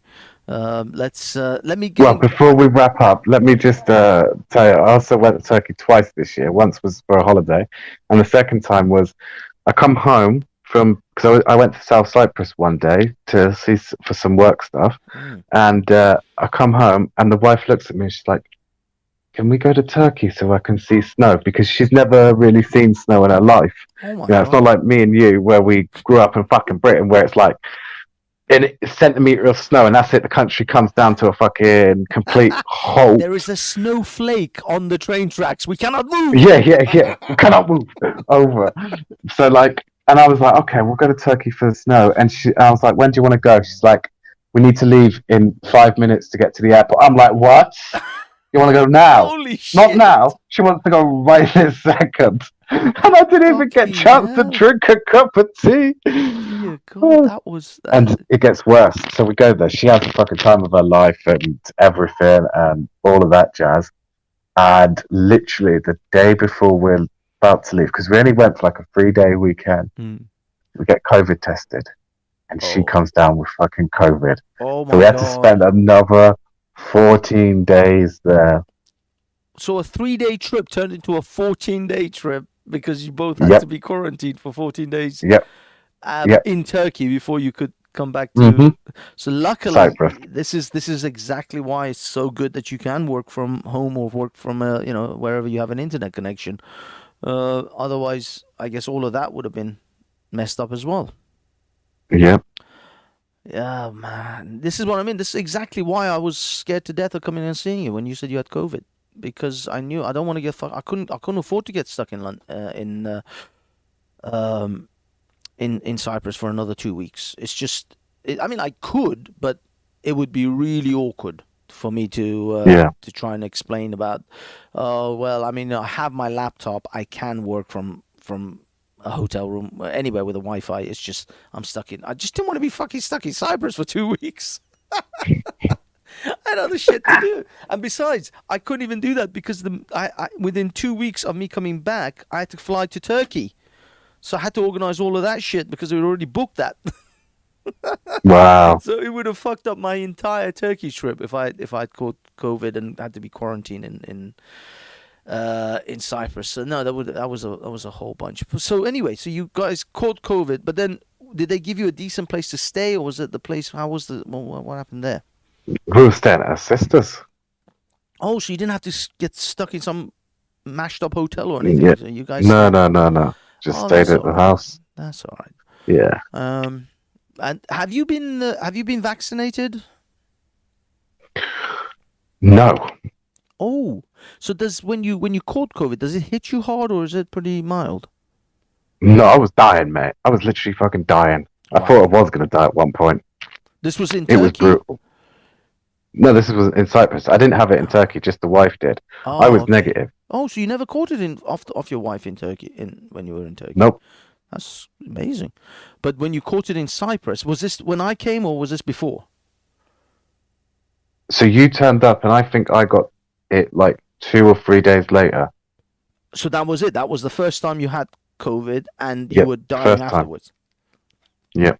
Oh, thank fuck! Then I didn't come. Then it would have been absolutely mashed. So you really were suffering then. Yeah, it was fucking terrible. I, mate, I wish I never ever get it again. And I mean, I wish I'd got the vaccine sooner. But the problem was I haven't been enrolled in the healthcare system. Literally, only about 3 weeks ago, I finally got enrolled in it. Okay. Because of like legal residency status and various other things, it took so long, so I couldn't get it Oh, I effectively. see. So you couldn't get it even if you wanted it. I did want it, and I still couldn't get it. It was a fucking That's what I nightmare. mean. That's what I mean. So, Hmm. okay. So your situation was whether you wanted it or not, you just weren't able to get it. But then Yep. now the funny thing is, now you've got the antibodies since you got the vid, then you should be okay. Really, you shouldn't actually need the vaccine. On the other hand, I don't know. Look, but did I'm you more get the worried about vaccine the now? monkeypox. No, I still haven't. I haven't even had time to get it. Yeah. No, I mean to be honest, look into that. But because you have the antibodies, you may not necessarily need it because even Bill Gates admitted that the Omicron variant actually did better at creating an immune system for people than the vaccine itself because people were very hesitant in taking the vaccine, but the Omicron, because it spread so quickly, it gave people the antibodies that they needed once they recovered. Of course, you're taking that chance of recovering, but now that you've recovered, don't be in a massive rush. Look into your options because you have a much better option. You see, me, I have not to this day been tested positive for COVID. I have never been tested, and I got this crazy cold in December that knocked me out for a week. My entire Christmas holiday I spent just ill and sweating like buckets. I was horrifically ill all of Christmas. My entire Christmas holiday went with me just suffering, and then I went back to work. And I didn't even feel like I had a holiday. So I don't know. And even in that period, I took 2 COVID regular, home tests, and both came out negative. So I've never tested positive for COVID, but I did take the vaccine. And I don't know whether I've ever caught. I mean, I've caught colds along the way, but I have no idea whether it's ever been COVID or anything else. But for Yeah. me, I took it because I never had COVID or I've never been tested positive for COVID. So I took the vaccine because I was like, I don't know if what's going to happen to me if I do get it. But since now you've had it and you recovered, your options are a little bit more open to you. But for me and my brothers, my mom, only my youngest brothers, because he was like 20, he's like 28, 9 now. So he does, I don't think he doesn't want to do it. And I said to him, I don't think you need to because you're 29. You should be fine. You should recover perfectly fine from it. My mom, my brother, my middle brother and his wife all have had, the jab, as well as boosters. I never took the boosters. Mhm. I've never gone for the booster because I was like, nah. Because a booster is not AstraZeneca. The booster is Pfizer, or at least that was what was being promoted. And I'm like, dude, they tell you don't mix your drinks. Don't drink a beer and a vodka or a whiskey and a gin. You want me to inject cocktails or fucking vaccines in me? What's wrong with you? I'm not I mean,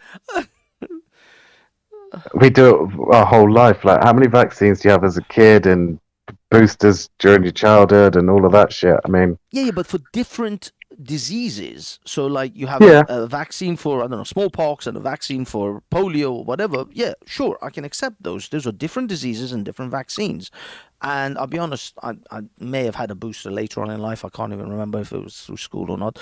But either way, I didn't get like a vaccine for polio, which was made by, I don't know, GlaxoSmithKline, and then get a vaccine for polio again, a booster by Pfizer. hey, I'm just gonna go with the scientists. I trust them more than anyone else. You know what I mean? Scientist says it's cool. It's cool. Follow the science. Follow the science, people. Yeah.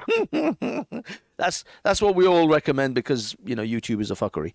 But either way, I don't know, man. I'm putting some question marks. I've got questions. I myself have questions when it comes to a lot of this mix and match business. I mean, I'm okay with a mix and match when I approach a sweets aisle at my, I don't know, cinema. You have those mix and match cola bottles and those, strawberry laces and stuff. I can do mix and match there.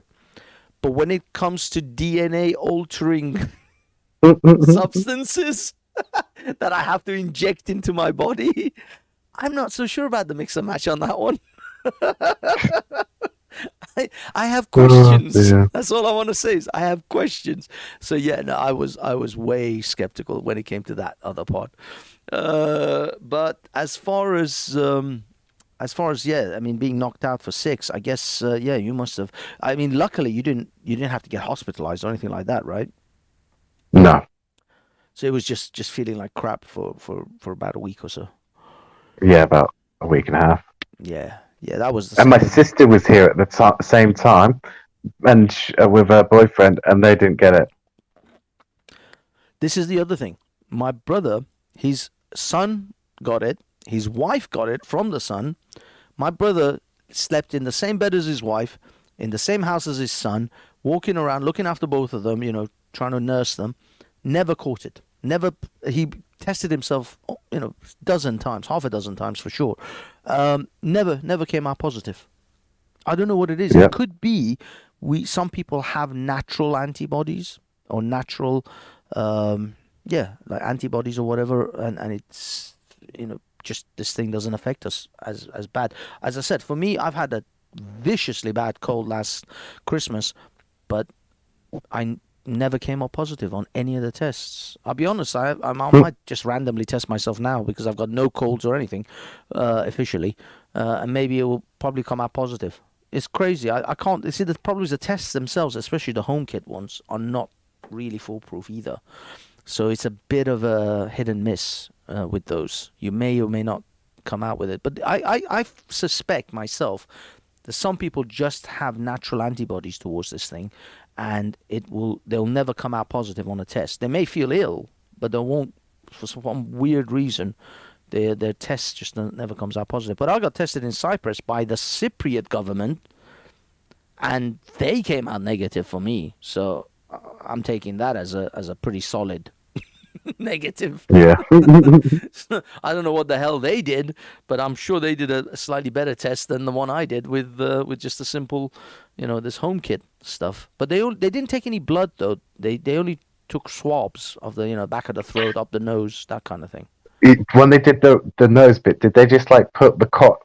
It's not a cotton bud, but you know what I mean when I say cotton bud. The swab, sorry, that's the correct term. When they did the swab, did they like run it round just like the little bit inside of your nose? Oh no, or did they ram it right? This fucker touched my brain. Really? He Do you know what the funny thing is, right? Every single fucking that's hilarious. He went right in. That's funny because every single time I've been tested in the south side, they literally just rub the swab round just like the inside of the nose, like just the tiny little bit of the inside. Really? But in the north, every time it's like brain penetration. Yeah, they're trying to come out the other side. Like, holy shit, dude! I think you went a bit too. No, this guy went for it. He went all the way up there. Yeah. No, it wasn't. He wasn't gentle at all. But yeah, he did one in the mouth, and he did two up the nose. Well, actually, I think it was one stick, but he did it for both nostrils. I think that's what it was. But either way, yeah, he went all the way in. It was not. It was not a pleasant. It wasn't a good one. That felt like crap. But in all honesty, I didn't care. I was like, just I do whatever the hell you want. Just let me into this country because I need at least a week's worth of sunbathing. I need to get to this hotel because I hate traveling. I hate the traveling portion. I don't mind when I'm there. Once I'm at the location and I'm in the hotel and I'm relaxed, that's fine. It's the traveling portion from from the house to the airport to the hotel to the arrival country's airport, and then from that airport to the hotel. That portion is a living nightmare for me. I can't stand. That's why I can't do 3 day like weekend trips. And like people go, oh, let's just go 3 days to Paris. I'm like, fuck that. I'm not going through all of that bullshit crap at the airport just for 3 days. You have to See, kiss my I ass. love flying. Oh God, no, I can't stand it. That's why it's very, very critical for me to, when I do decide to make a trip like that, the destination has to be at a reasonable number of days plus a very good, comfortable location. I'm not the backpacker. For me, backpacking is when the hotel doesn't have proper room service. Okay, that's for me living in a hostel. that's that's like living in a tent as far as I'm concerned. What? The kitchen closes at what time?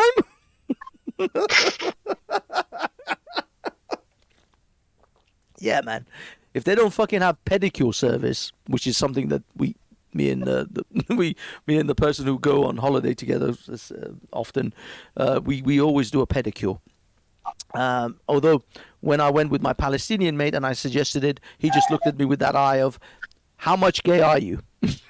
That's the eye I have right now.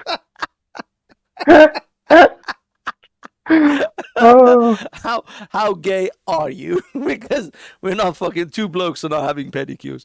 So yeah, no, it all depends on the company you go with. But I do enjoy a good pedicure. I'm not gonna deny it. It's awesome. Your feet come out. Your feet look like babies' feet after they're finished with it. Especially a good one. oh my god. They are so soft. But the skin underneath my foot is so soft. It's like baby's fucking cheeks. it's it's so soft. It's unbelievably good. So yeah, I am partial to a good pedicure. I have now I've come to appreciate such things. That the things that fucking women do for years and years, and us men were always idiots thinking, "Yeah, what is that nonsense?" Motherfucker, a massage and a pedicure is one of the greatest things you can have. It's so fucking awesome. it's it Yeah, massage is actually it's not necessarily every holiday I've had a good massage, and also not everyone knows how to give a good massage. I'll be honest. I've had some really shit ones where the person who's doing it is just terrible. I had one in Prague, in Republic of Czech, a Thai massage. This woman broke me, and I mean broke me. There were bits of me that were just cracking that I don't think they should have been cracking.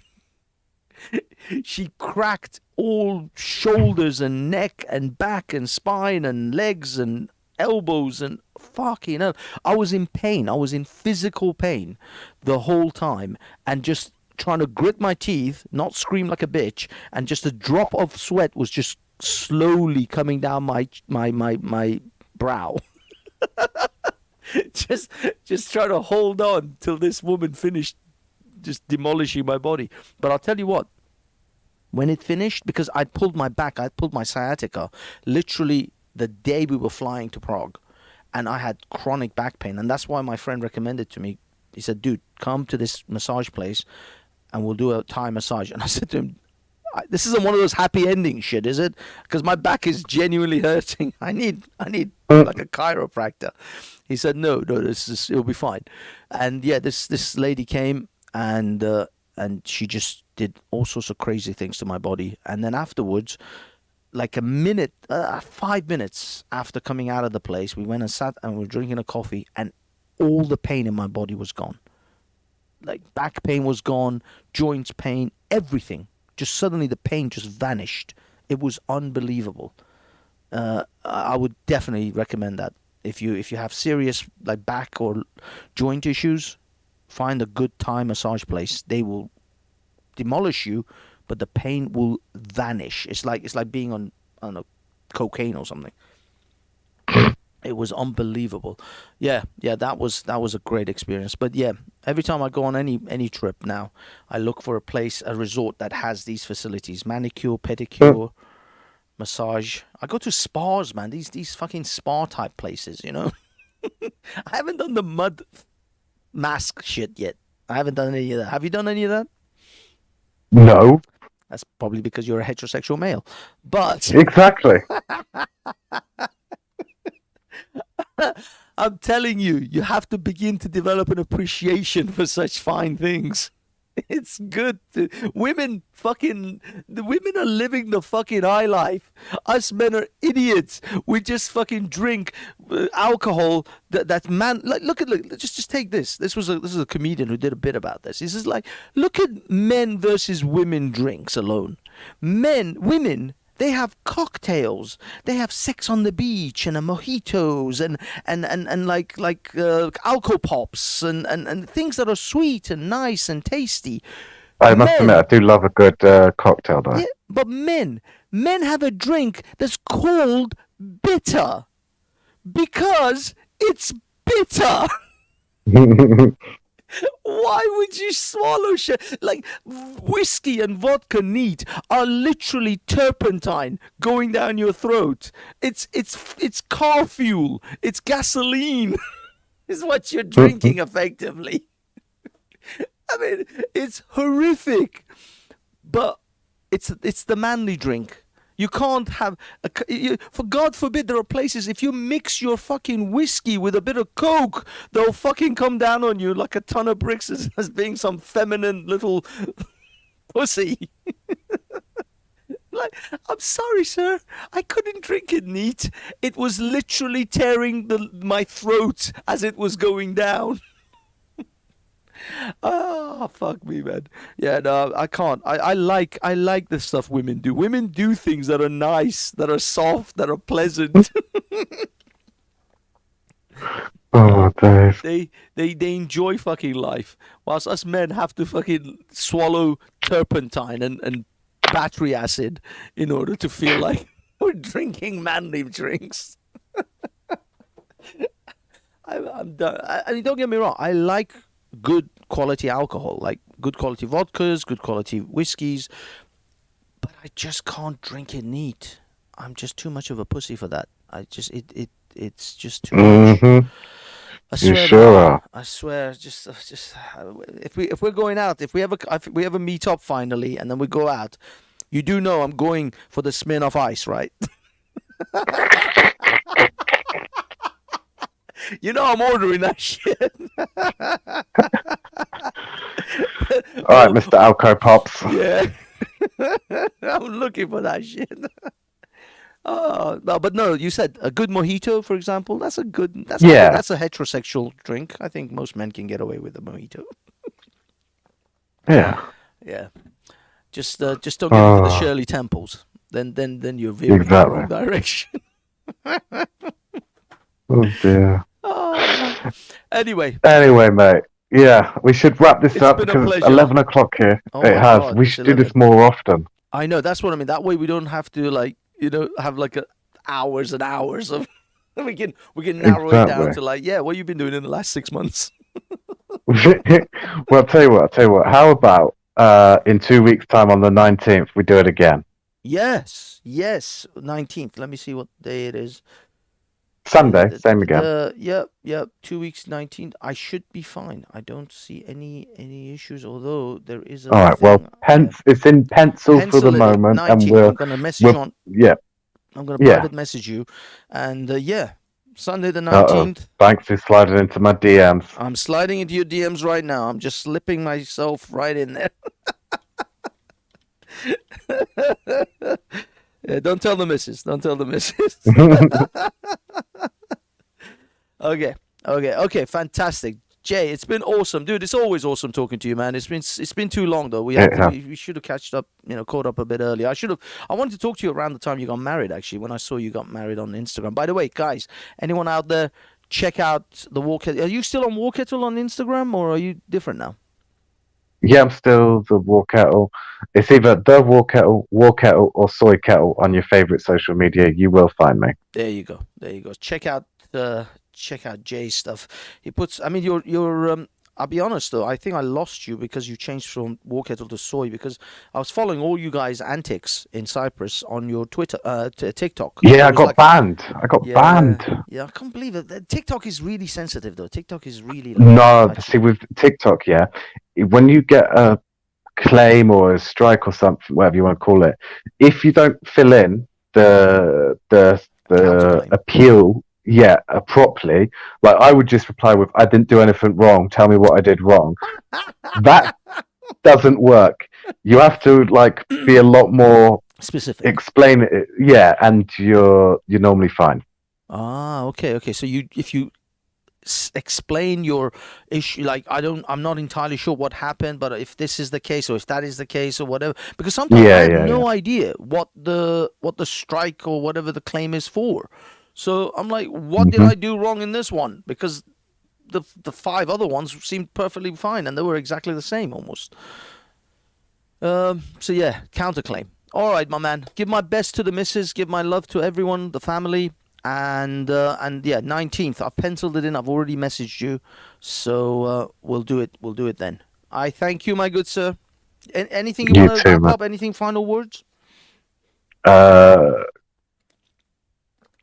Support me on Patreon, motherfuckers.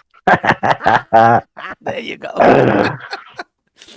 Are you also the War Kettle on Patreon or something else? Yeah, I'm the War The Kettle. War Kettle on Patreon. There you go. There you go, guys. Support. This is a hardworking married man now. He's got mouths to feed. Yep, I got mouths to feed. Exactly. All right, dude. I'm going to drop off this. I'm going to wrap it up with the audience, and No and we worries. shall talk soon. Have a good one, my man. Ciao. You too, mate. Cheers. Bye. Bye. No, whoa. Oh shit. That's not gonna be good. Okay. Boys and girls. That was that. Was there anything? There wasn't anything on that screen that really mattered.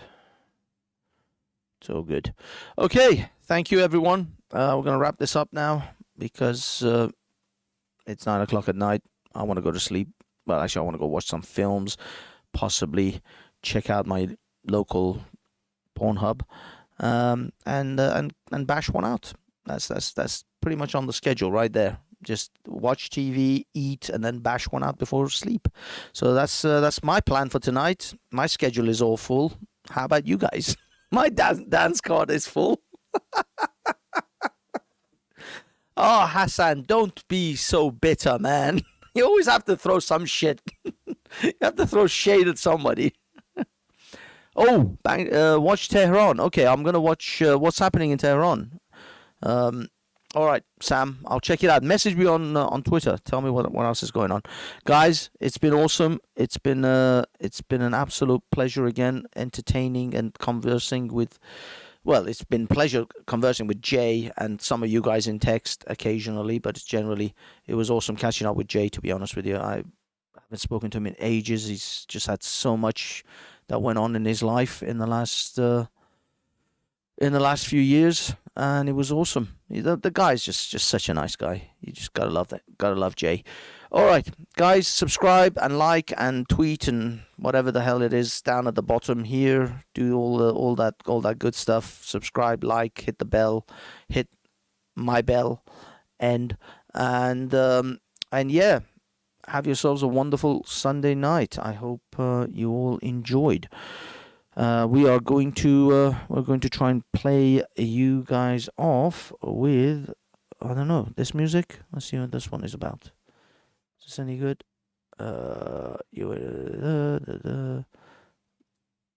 Let's go with this one, guys and girls. Let me go.